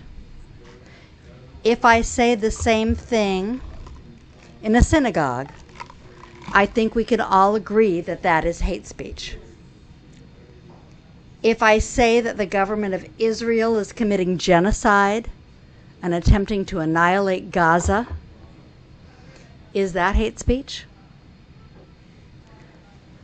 And if I say the same thing in a group of people of Jewish faith, is that hate speech? I fundamentally don't believe hate speech exists from a constitutional perspective. That anyone, that essentially you can say anything as long as you're not inciting imminent violence. That it's not cannot be punished. Well, That's hard to prove, socially. though. So let's. Are you talking? So I mean, you Yeah, could yeah. say I mean, there's some sort of thing. from a non. Let's take the Steelman. From a non-legalist, no one's going to jail for it. Okay. But is there a separation between the two? I mean, what does it matter if no one's going to jail? If it's people, Well, people they're are mean huge. sometimes. Oh, we're back. Mohammed Khalil went to jail in Louisiana for saying those things. I'm lucky enough to be born here. So I probably won't go to jail yet. Not until yet, this not video yet. gets Not- published. We're definitely yeah.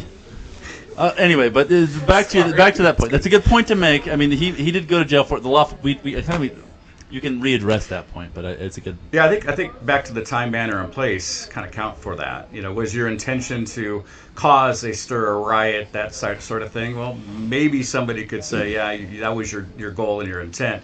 Or you're just having a conversation with somebody. Again, time, manner, and place, I think, has to enter into that. Well, hold on. Address the argument directly. I think. Let's be fair to the argument. Those are statements he made. Are those sufficient to? Did he incite a riot? Well, he's not being charged with it, so he's. Well, that's what I He's mean. been That's charged it. with But anything. He's not charged with anything. How many people were incited with rioting and whatever in BLM movements? Where? In BLM, when they burned down the Minnesota police precinct, who was charged? Well, hold on. That's a separate question. The question is that are those things? I mean, he's not been charged with inciting, which is a crime. Inciting a riot Right, my point it's is both that state and a lot of federal. people don't get Well, he's convicted not or been at charged least with charged any. with. He's hold on. Right, He's not but been a lot charged of with people any of don't them. get charged Yes. with anything either, or if they get charged, they get dropped. Well, habeas corpus requires the government to charge an individual after a certain Right. period of time in custody. He has now been in jail for at least over a month at this point, or close to it, without being charged with a crime. Right. Okay, we can talk about BLM and from the other stuff, but very basically, if those statements, and those are what the government says that he's done. I'm with you. I just think that Trump is trying. I'm going to give you a shot for that, by the way. We're going to get a shot of whiskey for this gentleman for agreeing. Anybody gets more alcohol if they agree with me. I agree with you. Okay, two. I agree with anything you say. I'll agree all night long. Someone's driving Rick home. Tommy, go for it. No, I don't know the intricacies of the case. I really haven't followed it that closely. I think if that's all he said and did, If I say that here, Were you trying to incite violence? no. no, Right, that's but I don't think. I say the first one in a I think- synagogue, maybe yes. I think they'll ask you to But leave. the second one, if I say, and I should do this Yeah, sure. A couple Negronis guys, and we'll all be having fun. if I say in a synagogue that I think the government of Israel is committing genocide, I would not be trying to incite violence. But I might incite violence. I'm just confused with the hypothetical because obviously the Right. synagogue would tell you need to leave. Yeah. And you would have to leave or I would. I could. But if I stood out in front and said the government of Israel is With the bullhorn committing and all that genocide, stuff, right. not with a bullhorn, because a bullhorn would be. But if I stood out in front with a sign and said to everybody that went in, the government of Israel is committing genocide. yeah, I think that's constitutionally protected free It speech. is, as long as you're not on the property. They can say, get off that property. They can. But if It's I'm not- on the it's not a if I'm on the university, if you I'm can't on the do that public there. sidewalk, Right. Public I can sidewalk, you say still do that. Yeah, I can say that. I see what you mean. So that is constitutionally protected free speech. I can say things that people don't want to hear, and that is constitutionally protected free speech.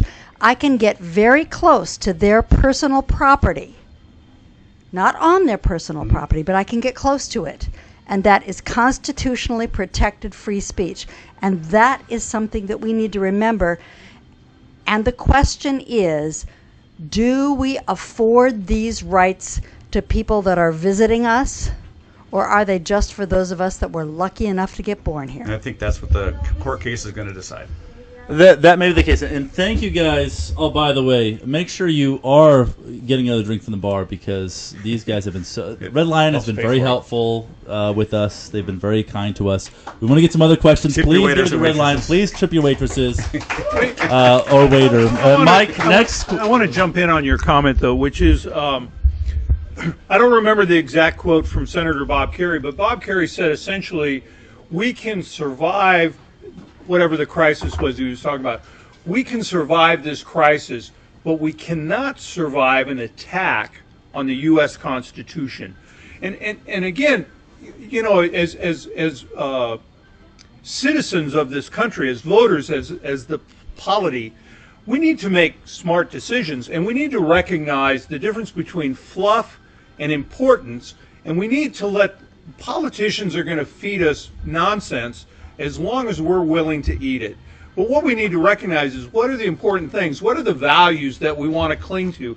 How do we want to express these ideas to each other? Because as long as we can create ambiguity and muddy the water, that's a successful political strategy.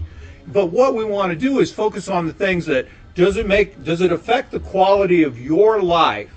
And I would say this, when we look at our constitutional rights, one of the most important things is to understand is that while your rights might not be under threat, someone else's might be. And if you read the Declaration of Independence, Thomas Jefferson is very clear in the warning that he issues. In fact, he says this is the duty of citizenship in this country, which is to protect the rights of other peoples when government acts with unjust power.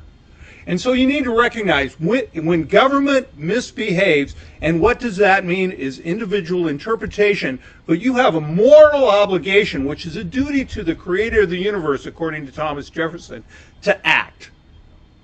And so when we look at our rights, you have an obligation, according to the founding document of this nation, you have an obligation to act to protect the rights of those who are unable to protect their own rights. And so when we look at the guy from Columbia, or we look at the woman from Tufts, that is a moral, I can't even think of the right word, but it is so wrong. It is so out of bounds. It is so unethical. The whiskey's helping out for all of us, by the way. I don't think so. I think this is normal me. It's true. Thomas Jefferson said a lot of stuff I agree with. He did have a lot of fun, a lot of kids with some people that probably shouldn't have been recipients of those children. But we do want to pass this off real quick to Mike, if Rick will forgive me, because Mike Forsyth's got... By the way, Mike does incredible work for the community. Please, if you're curious, find him after the show and have a conversation with him. Thank you. Thank you, Harrison. And you said you wanted more questions to be directed at you, so here's a question for you. Do Jon and Tommy think that the January 6th insurrection was a good example of free speech, or a bloody coup attempt? That's a serious question, by the way. Or a bloody coup attempt. A good example of free speech or a bloody coup attempt on January 6th. I think what Mike meant to say is, Harrison, in your opinion, do Tommy and Jon believe free speech on the part of Donald Trump and the 1,500 people that he pardoned? That's a... it's not a real question, but no, thank you, Mike. That's a real question. Was that free speech or not? It was free speech. As much as hitting cops is fun, I would never advise you to do so. Was it free speech for the TPUSA girl at UNL to be told by a faculty member that she can't do that, and then a university employee comes over and says you have to do that in a free speech zone? That's not even legal. We're not even sure about free speech zones. Hold on. Wait, what does that have to do with No, hold on. Because it's a public place, it's the people's house, and people went there to go protest. Just To- like to- the to moral sh- says, hey, look, the election was cheated John, on, and hold on. they took it John, upon hold on. themselves Hold on. There's a go there and legitimate riot and say, question hey, there. this wasn't right. There's a legitimate question there. All right, and I hate to say this because it was directed at me, and I can't answer for you. You've already accused me of mind reading, and it turns out it does not work, folks. If anybody believes that you can read your palm or mind, it's probably a scam. And then John did pay me $20 earlier, so I am reading his mind as a service. But Tommy, let me start with you because I want to hear your perspective. That's true. That's good. January 6th, legitimate use of speech or criminal act against the United States? Yeah, I think it was both. As far as there were obviously people there that committed crimes. You obviously can't punch Capitol Police. But there were unless you're willing to have the prison sentence. Right. Now, I think a lot of the protesters probably watched months of violent protests in Portland and wrongfully assumed that they wouldn't be prosecuted. I do think they were prosecuted. Some were probably prosecuted justly. Some, it was overreach. And so I think that allowed for pardons to come in. Let's for a moment. Let's try not to softball. At least But was it free speech? Well, you could say that in the like Before it became violent. Yeah, it you was could free speech. trespassing on public property. So the or, person that somebody violently went in, the doors are wide open, and they're going, hey, people are going in, I'm not being violent, and I'm walking in. It's trespassing at that point. Is it trespassing? Yeah. Because the yes. policeman's standing right there letting you in. That's the well. Hold on. public's There's no house. evidence of that, by the way. There's There no is. evidence that police. No, there isn't. That's not true. That's not true. There is. There's video evidence. No, of there's them no showing that. video evidence. They're standing there walking. There's people just No, walking that's not on true. in. The That's police not are true. standing right there. Well, yeah, the police are standing right there for other reasons because they're about to get murdered by the mob that was coming after them. But that's okay. There's a question here that I This is think. like an hour after it's already been opened. People are just walking. Yeah, that's just not true, John. I mean, it really isn't. I hate I'm to sorry that your news media lied to you. In this case, you would if I could challenge and we should not that we can't tonight, of course, but there is no there you could try to find it, but I would be surprised if you could. But I would welcome if you could find video evidence of Capitol Police welcoming protesters in to the secured areas while not under duress, which apparently they were. But to be clear, let's go back to Tommy's question, and maybe you can hit this question as well. The violent actions of individuals, obviously, I think we can all agree, cross the line. Mm-hmm. You used the word over-prosecuted for the January 6th protesters. Where did the line get drawn, and do you agree with Trump's pardoning of all of them? And I've got a line of people, so please respond, but yes. Do it quick. No, respond in length, actually. I think there were people that were prosecuted for simply walking in. I don't think you should be sentenced to months or years in prison for simply walking into an open door. So in this case, but they did commit a crime by trespassing where they weren't allowed to do so. Yeah, and the jury found that was the case. But when you have the whole weight and power of the federal government, when they pulled FBI agents off like much more legitimate cases to prosecute grandmas, to me, that's over prosecution. If you have the whole weight and power of the federal government going across people for non-violent actions, I think that's over prosecution. Let me ask you this real quick before, and I'm going to get this other question, but let me ask you this. If somebody was attempting to overthrow the government of the United States, even just walked in, let's just say you're talking about like grandmas from Florida. Not gonna how they overthrow it. They walk in and rip up the Constitution and say, "Look, we now control it." No, there's no way that would have ever happened. They attempted to capture the Congress. How do you capture the Congress? Physically, the Congress by taking them. They physically take them where? And hold them hostage. That was. And does that mean that you don't have a representative? I think this I don't know if you issue. remember, but they were chanting "Hang Mike Pence." Yeah, and Mike Pence had to be escorted by Secret Service out. But that doesn't. Do you think that overthrow? Do you think the country ceased to exist that day? Well, hold on. Let's go back to this Abraham Constitution Lincoln. is so much more than that. This was If already. you go back to Abraham Lincoln, what did they do? What did Booth and his co-conspirators do? They tried to murder all the heads of government at the time. Why would they do that? Would that actually remove and end the United States as you know it? Well, it would certainly it would not. damage it. The people would rise up and say no. Is your position that it was a lesser action because all the worst that could have happened is they would have murdered members of the Congress. No, I'm not saying that either. That's no. I'm not saying By you the way, are, how but many of them had guns? a couple of them, yeah. Harrison, this was already litigated in 2024.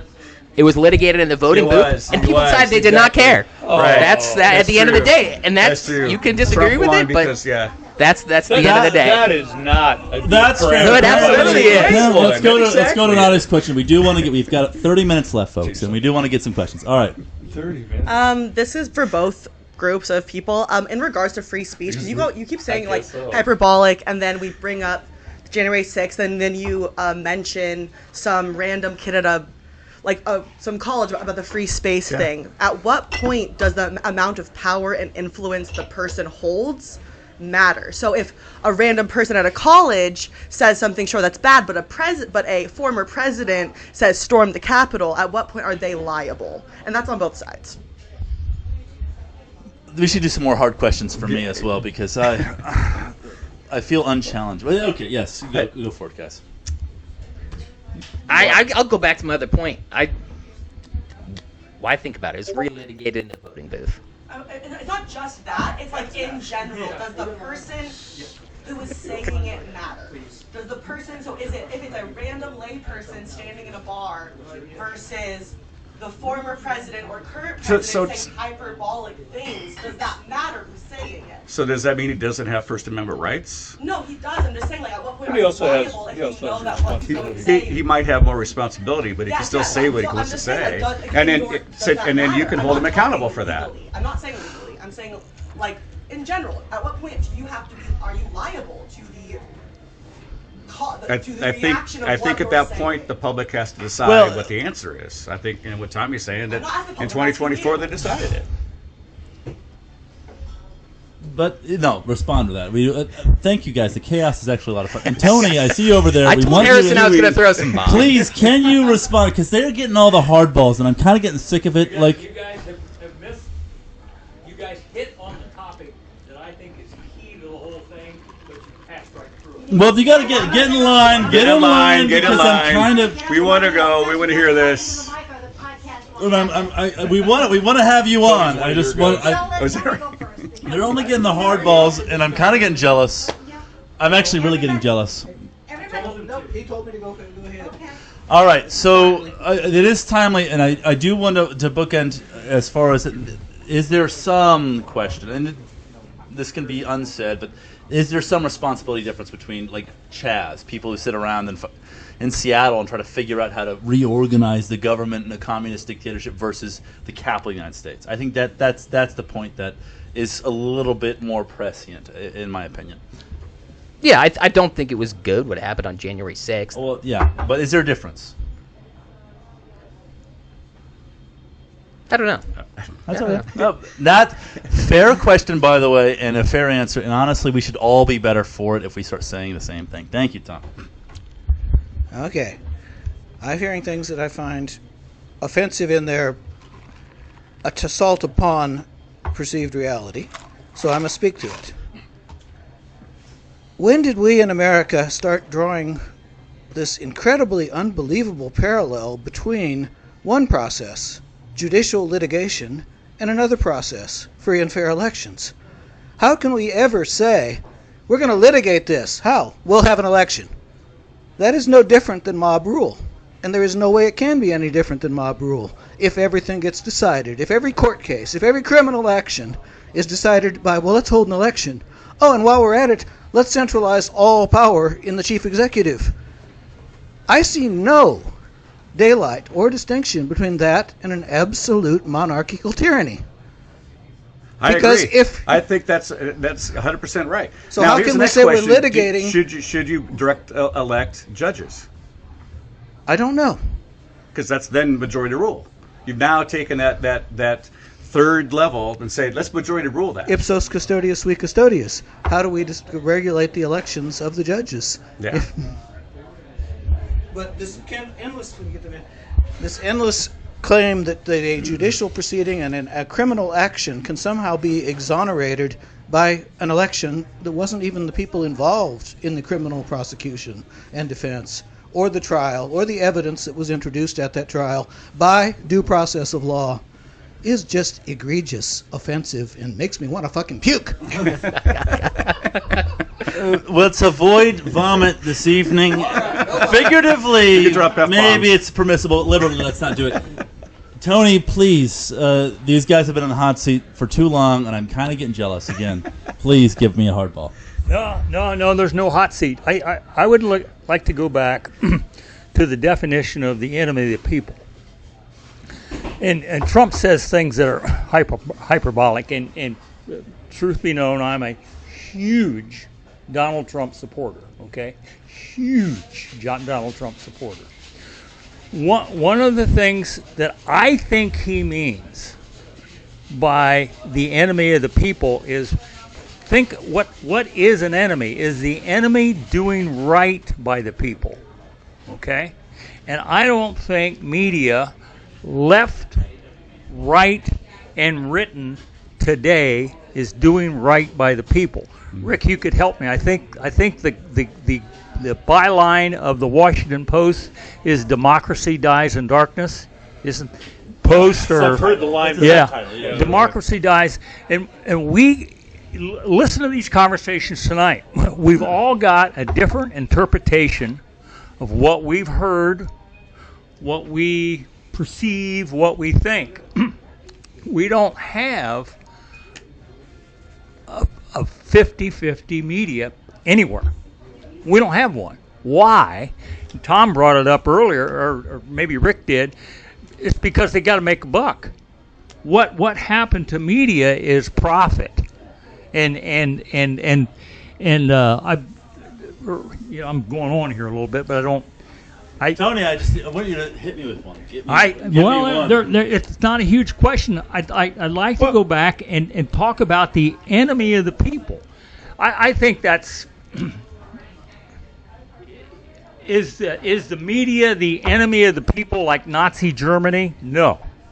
Is the media the enemy of the people because they're not telling us middle road information? Yes, because we can't be good voters unless we see legitimately both sides of the coin.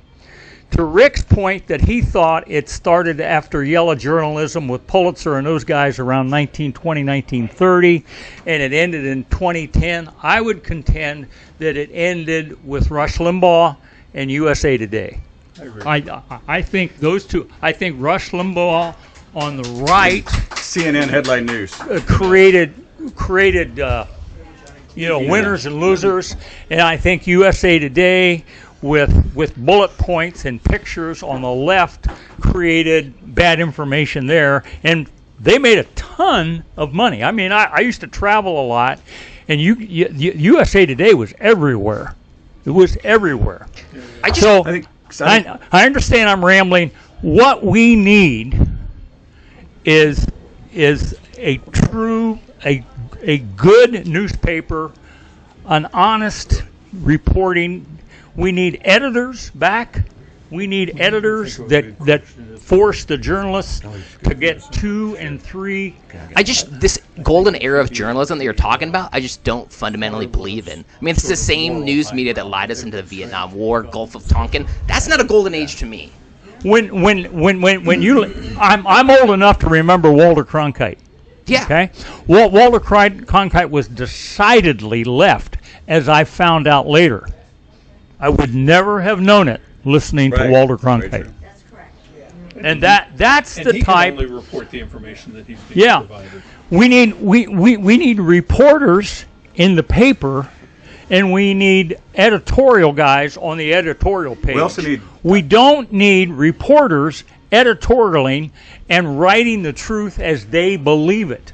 Right. But it needs to be the truth. I think that over time, and I'm going to point to the education system as changing. 100 years ago, we had one-room schoolhouses, and people became scientists, and they vetted things and whatever. And then we ended up into these buildings with all these students in it. We've lost what the Greeks would have, the trivium, the grammar, logic, and the rhetoric. We don't teach grammar, logic, and rhetoric anymore. You have to be able to do those 3 things before you can learn the other sciences the math and time, math and motion, all that kind of thing. You have to have those three. And if we don't have a populace that can understands grammar, understands logic, and understands rhetoric, none of the stuff that we're being reported to, we can't think.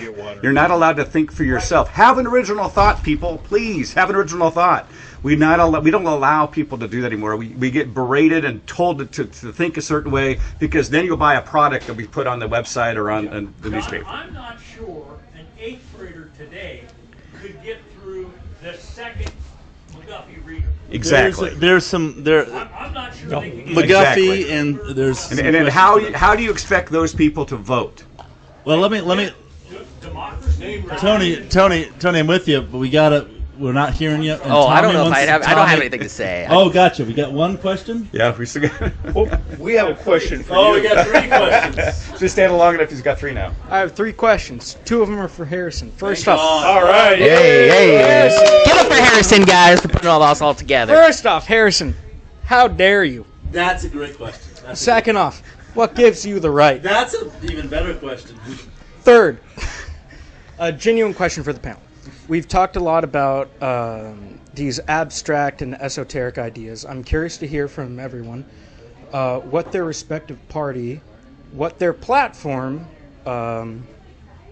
brings to the working class of perhaps this country, or perhaps more locally, more granularly, the working class of Nebraska. How do you feel your party's platform will advance the interests and the material conditions of the working class of this state or the country as a whole, whichever you feel equipped to answer? That's okay. Thanks, Zach. Tommy, we're going to start with you. I think having essentially America First policies. I don't want to be spending money on foreign wars. I want to keep our money here at home. So I think that long term helps the economy. So I think that's the biggest. Whether or not, we'll see which direction the Republican Party goes in. That's the direction I would hope they would go in.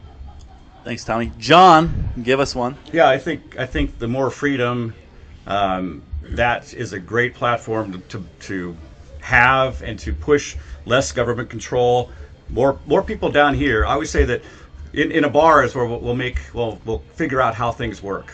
And actually, if you go back to the Declaration of Independence, water was not drinkable, so you had to drink beer because it was distilled, and so we're in a bar all the time talking about all this stuff. This is great. This is where the community gets together to actually come out with these ideas and talk about it. It starts with freedom, and I think that's what every platform needs to have, is that definition of freedom in it, and push freedom. To me. It is you, Rick. All right. So I have absolutely no party allegiance to anyone. But you are a registered Democrat. It'll change 2 weeks from now. Who knows? Yeah, it absolutely will. Because I don't think the parties act in the best interest of the people. And I think ultimately there's kind of 2 things that are happening in society now. We're shifting from a debate of right versus left to a debate of centrist versus extremist. That's number one, and probably the most important.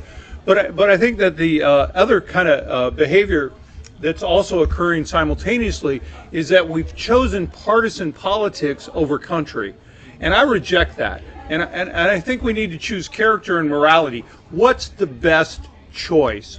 What's the right action that we need to take, regardless of whose idea it is? Harry Truman famously said that if you don't give credit, and I'm going to get the quote wrong, but you can do a lot of amazing things if no one gets credit for it. I thought it was Reagan. I think it is. I've heard Reagan said that. say that. I don't know if he was the first person to say it. But what you can get done involves no one gets the credit. Yeah, so I think the broken spoke of American politics today is not the system. I think the system works wonderfully. I think the broken spoke of America in American politics and American society today is the values that we cling to and the way that we express and act out those behaviors. That's where the problem lies. We need to choose to be good people. Yep. And I do want to get back to the question on the question about working class. Thank you. And the systems that are there. There's really 2 points that I want to make. First is that which party and which political constituency is best aligned to figuring out and to advocating for the interests of the working class. For instance, which party put forward legislation to prevent Congress members from trading stocks in the stock market while they are elected? Democrats. Which opposed? Republicans. Which party regularly advocates for collective bargaining and which goes against it? Republicans and Democrats. Now, to be fair, the interest of the working class are at odds with sometimes efficiency of the market. And it's a longer discussion to have. But from a pure constituency argument, if you were to go, the fact is that the Republican Party right now, and this has always been the case, even when I was Republican, they are representatives of the, and I'm going to use a kind term, innovators and business leaders is probably the best way I'd say it. Like that's a kind term, but it's probably true, right? You could say they're at least business leaders, if perhaps you don't like the word innovator. Business leaders primarily are Republican because of the tax advantages and things like this. So when it comes to addressing working class issues, I would think the Democratic Party is a little bit better equipped to do that. Now, as we get further into artificial intelligence and the efficiencies of the economy, there needs to be some pretty hard discussions had about how we process this. For instance, there's tons of inefficiencies in certain worker directed worker union areas. I do have some criticisms for that, but the Democratic Party broadly, I think, does a better job. I want to have that argument because thank God. There's an element of traditional conservatism as opposed to the modern day Republican Party. There's an element in there of individual responsibility. And I think there's two kind of major shortcomings of the Democratic Party that I don't like. One is, in my opinion, they rob people of the opportunity to achieve their own individual success. And number two is the language of the Democratic Party is, I think, quite destructive in terms of judgmental morality.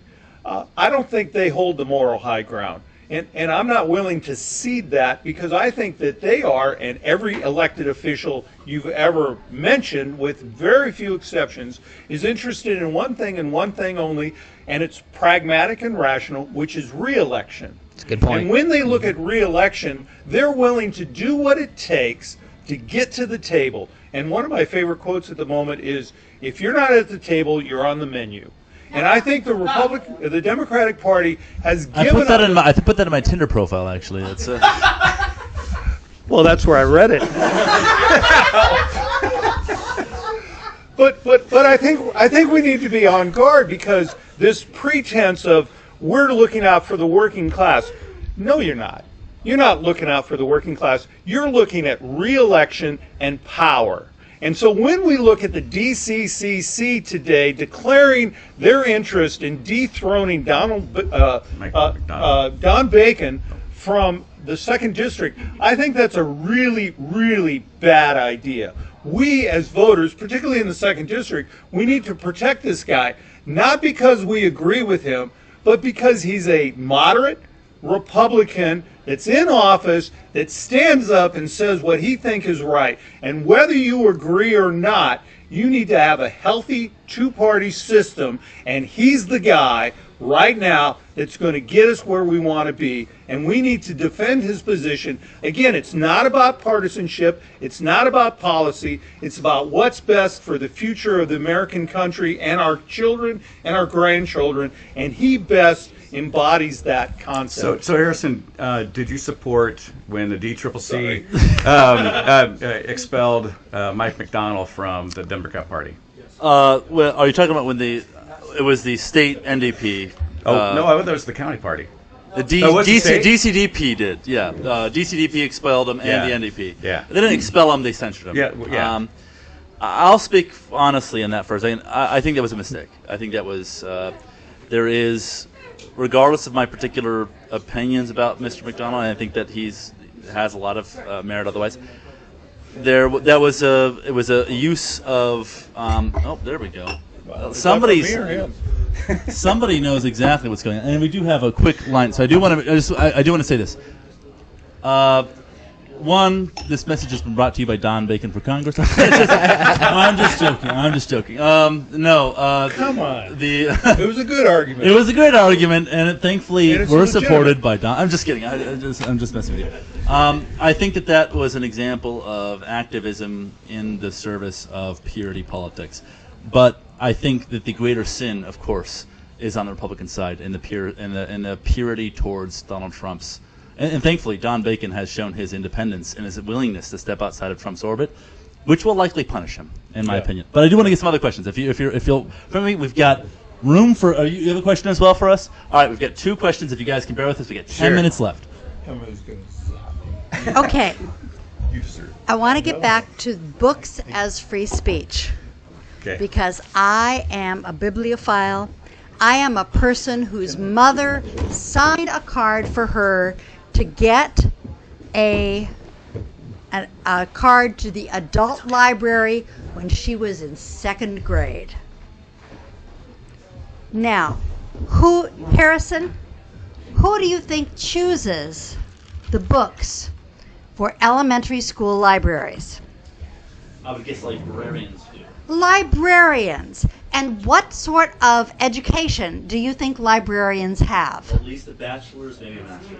A bachelor's or master's. And do librarians for elementary school children have any education at all in elementary school psychology?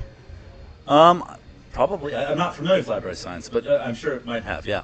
John, have you ever actually seen with your own eyes a book in an elementary school library that had a picture of a male giving head to another male? I can see there are Have books, you seen it with your own eyes? I've seen online because some of the public schools have those online and they're listing of books. You can see what's available. Yes. And it was a detailed description of a male giving head to another male. I didn't see the book other than I know that the writer and the book title, at least I did then, and looked it up. Okay. Well, so I think you're trying to say that the books don't exist, and I think you need to do the research. I think that the books do exist, but whether or not they exist in elementary school libraries, They do, and I think you should research that. I have read books that talked about. Well, you started this question talking about About your mom, librarians and your who mom, chooses your mom them. got Yeah, got yes. you a card. They got me a card Got to the public library. you a card to the what library? The public No, library. you said the adult library. The adult section of Right, the public and library. you said, Harrison. And there are still. Do we allow people to kids to go look in the adult section? There What do you mean are by the adult? still- If there is no adult section, because it's okay to have a book like that, then it's just a book. There are There's no adult still- section. There's no there- adult library then. It's just a library. But you said adult library because you There- implied, in you implied the libraries- fact that there in could libraries- be books in there in- that would not be subjects. Okay, And your John. mother said it's okay for you to do that. John, in libraries, there are still children's sections and adult sections, so far as I know. Yes, there are. And so, I think that the books that are chosen, myself, so do you two think that the books that are chosen by elementary school librarians are appropriate for elementary school children? Most of them, yes. Yeah, Okay. it depends. Now, to get your point, I believe that we can set standards for elementary school libraries, and that should be done through a democratic process of electing our school board members who hire the librarians. And the librarians should have the authority to choose the books that are appropriate for the children. See, I The disagree parents with you. can't decide to? No, No, so the parents can't raise their I do kids. not- They have to allow the schools to raise their kids for them. I do not think that I personally do not think that parents should,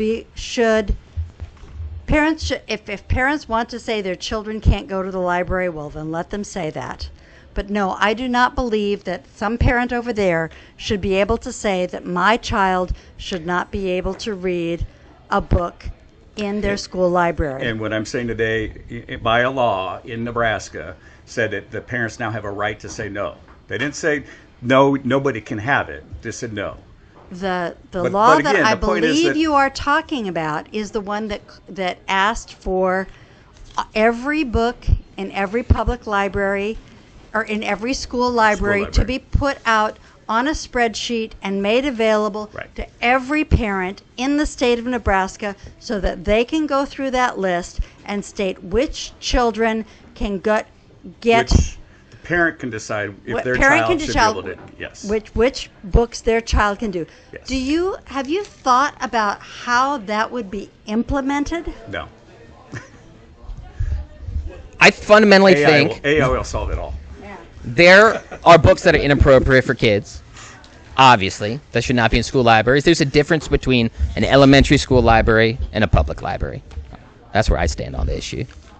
That is a complex topic. We have only 8 minutes left. I want to give Rick, he said he wanted to make a comment about it, and we've got one more question, and then we're going to wrap this up, folks.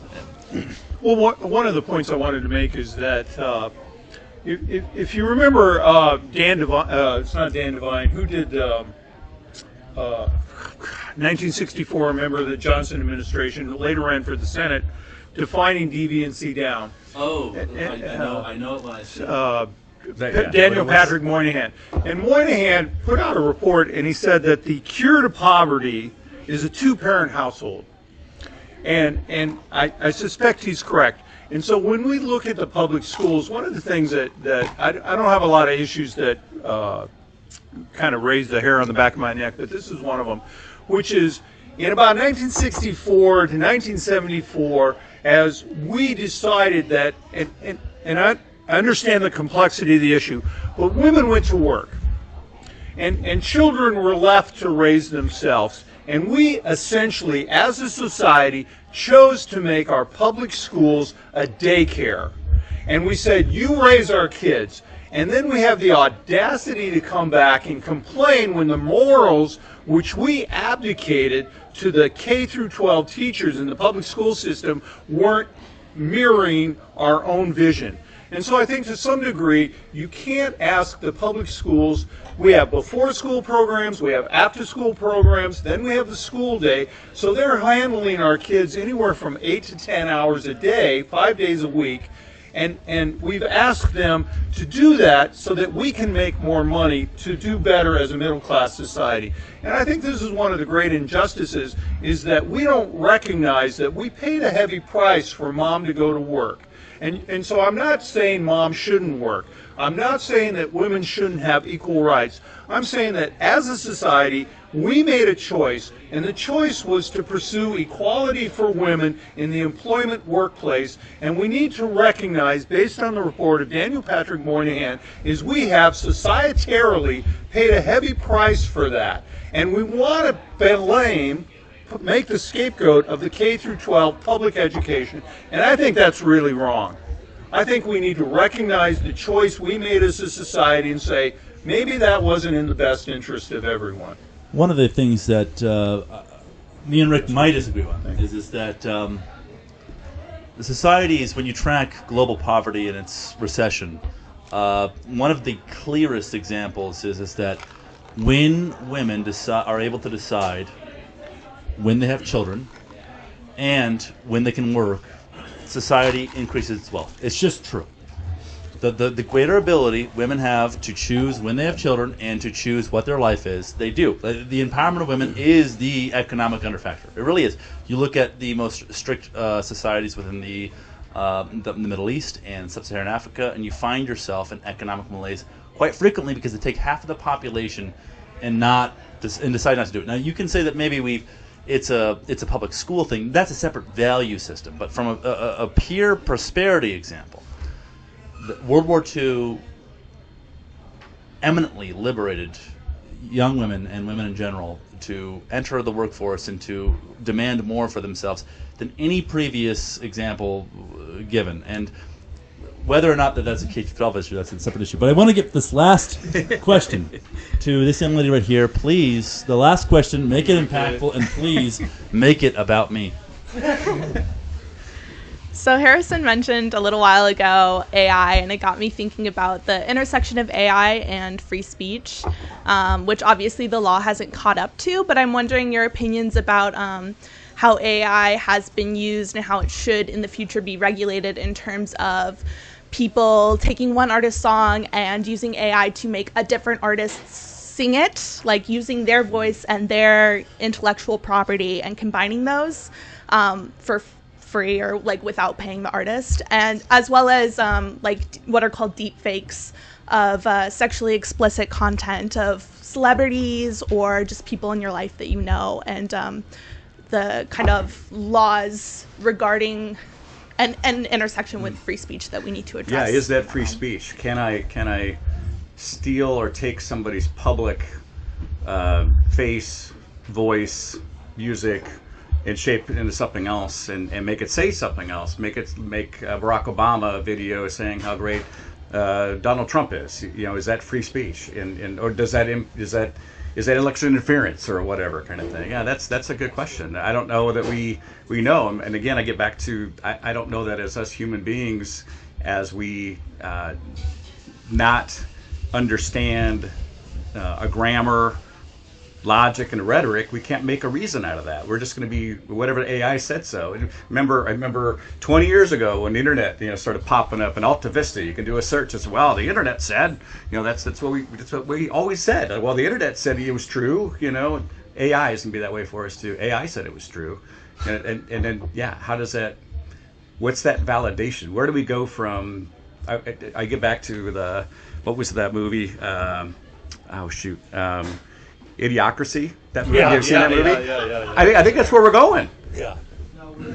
We're there. I think for works of art, there's going to have to be some sort of, in order to train an AI model, some sort of royalty that's mandated. Like, I think the federal government's going to have to step in to ensure that there's like royalty contracts for music, art, and those sort of things to train AI models, because or else I think it devalues the work of the artists. Yeah, the intellectual property that is created by that, and I think that's part of the China tariffs are about that you create a cup or whatever, something fancy that's made in the U.S. and next thing you know, there's 100 companies in China making it, selling on Amazon, cutting the price, whatever.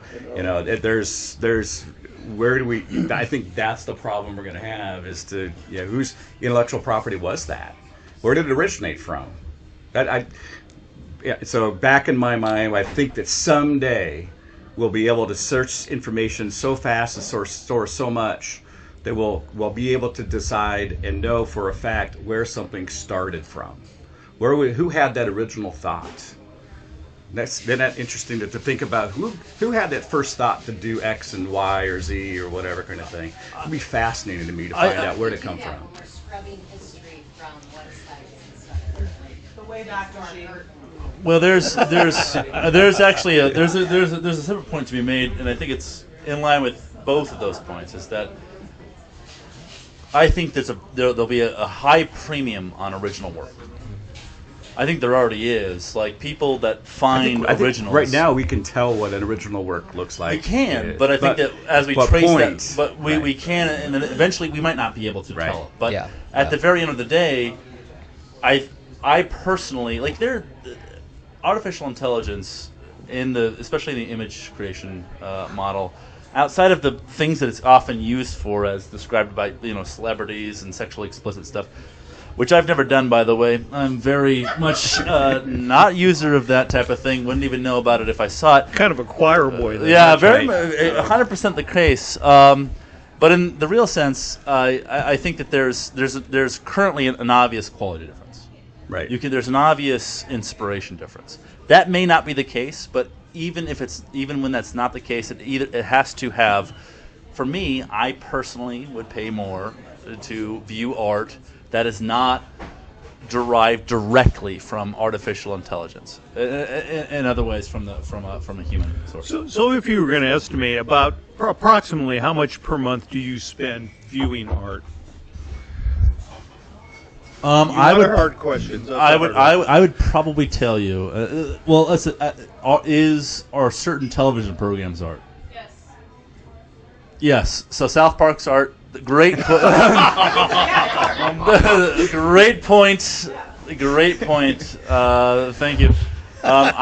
Besides South Park and television, I think that I probably spend on a monthly basis.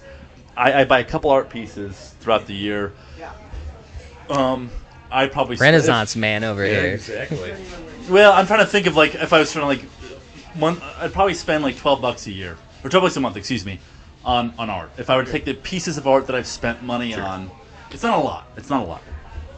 Mm-hmm. Now, there's one last question, and I just want to. This is going to be the bookend because we have hit our time, and it is time to wrap this up. As much fun as we've all had this evening.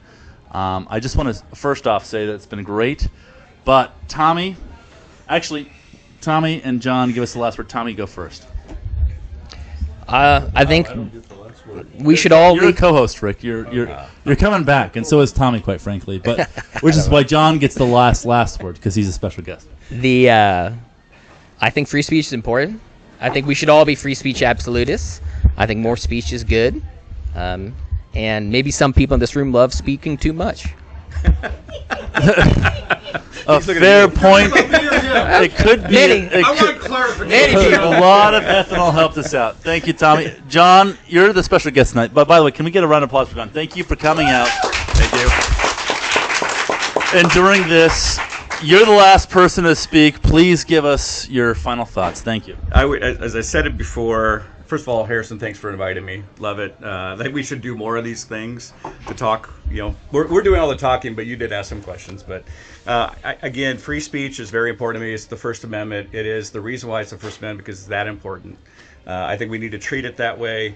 And I still say that if there's a problem with free speech, it just takes more free speech to stop that. And that'll be our last word. Thank you, guys, for everyone for attending. Please this is for the group. When you guys see our posts, follow. We'll have a lot of information in the descriptions. Please make sure you do so. Please share with your friends and family. We want to do this again. Tip your bartenders. Tip your bartenders. By the way, we've reserved this till 9:30 specifically because we want to bookend this with a little bit of social hour. So please continue. If you guys have to go home, drive safe. Or not. It's up to you, unfortunately. Freedom, you cannot drive safe. But that's own consequences. We're not responsible. All right, guys, thank you so much, and you guys have a good night. Thank you. I think the thing you want to add, though, is that with free speech comes responsibility.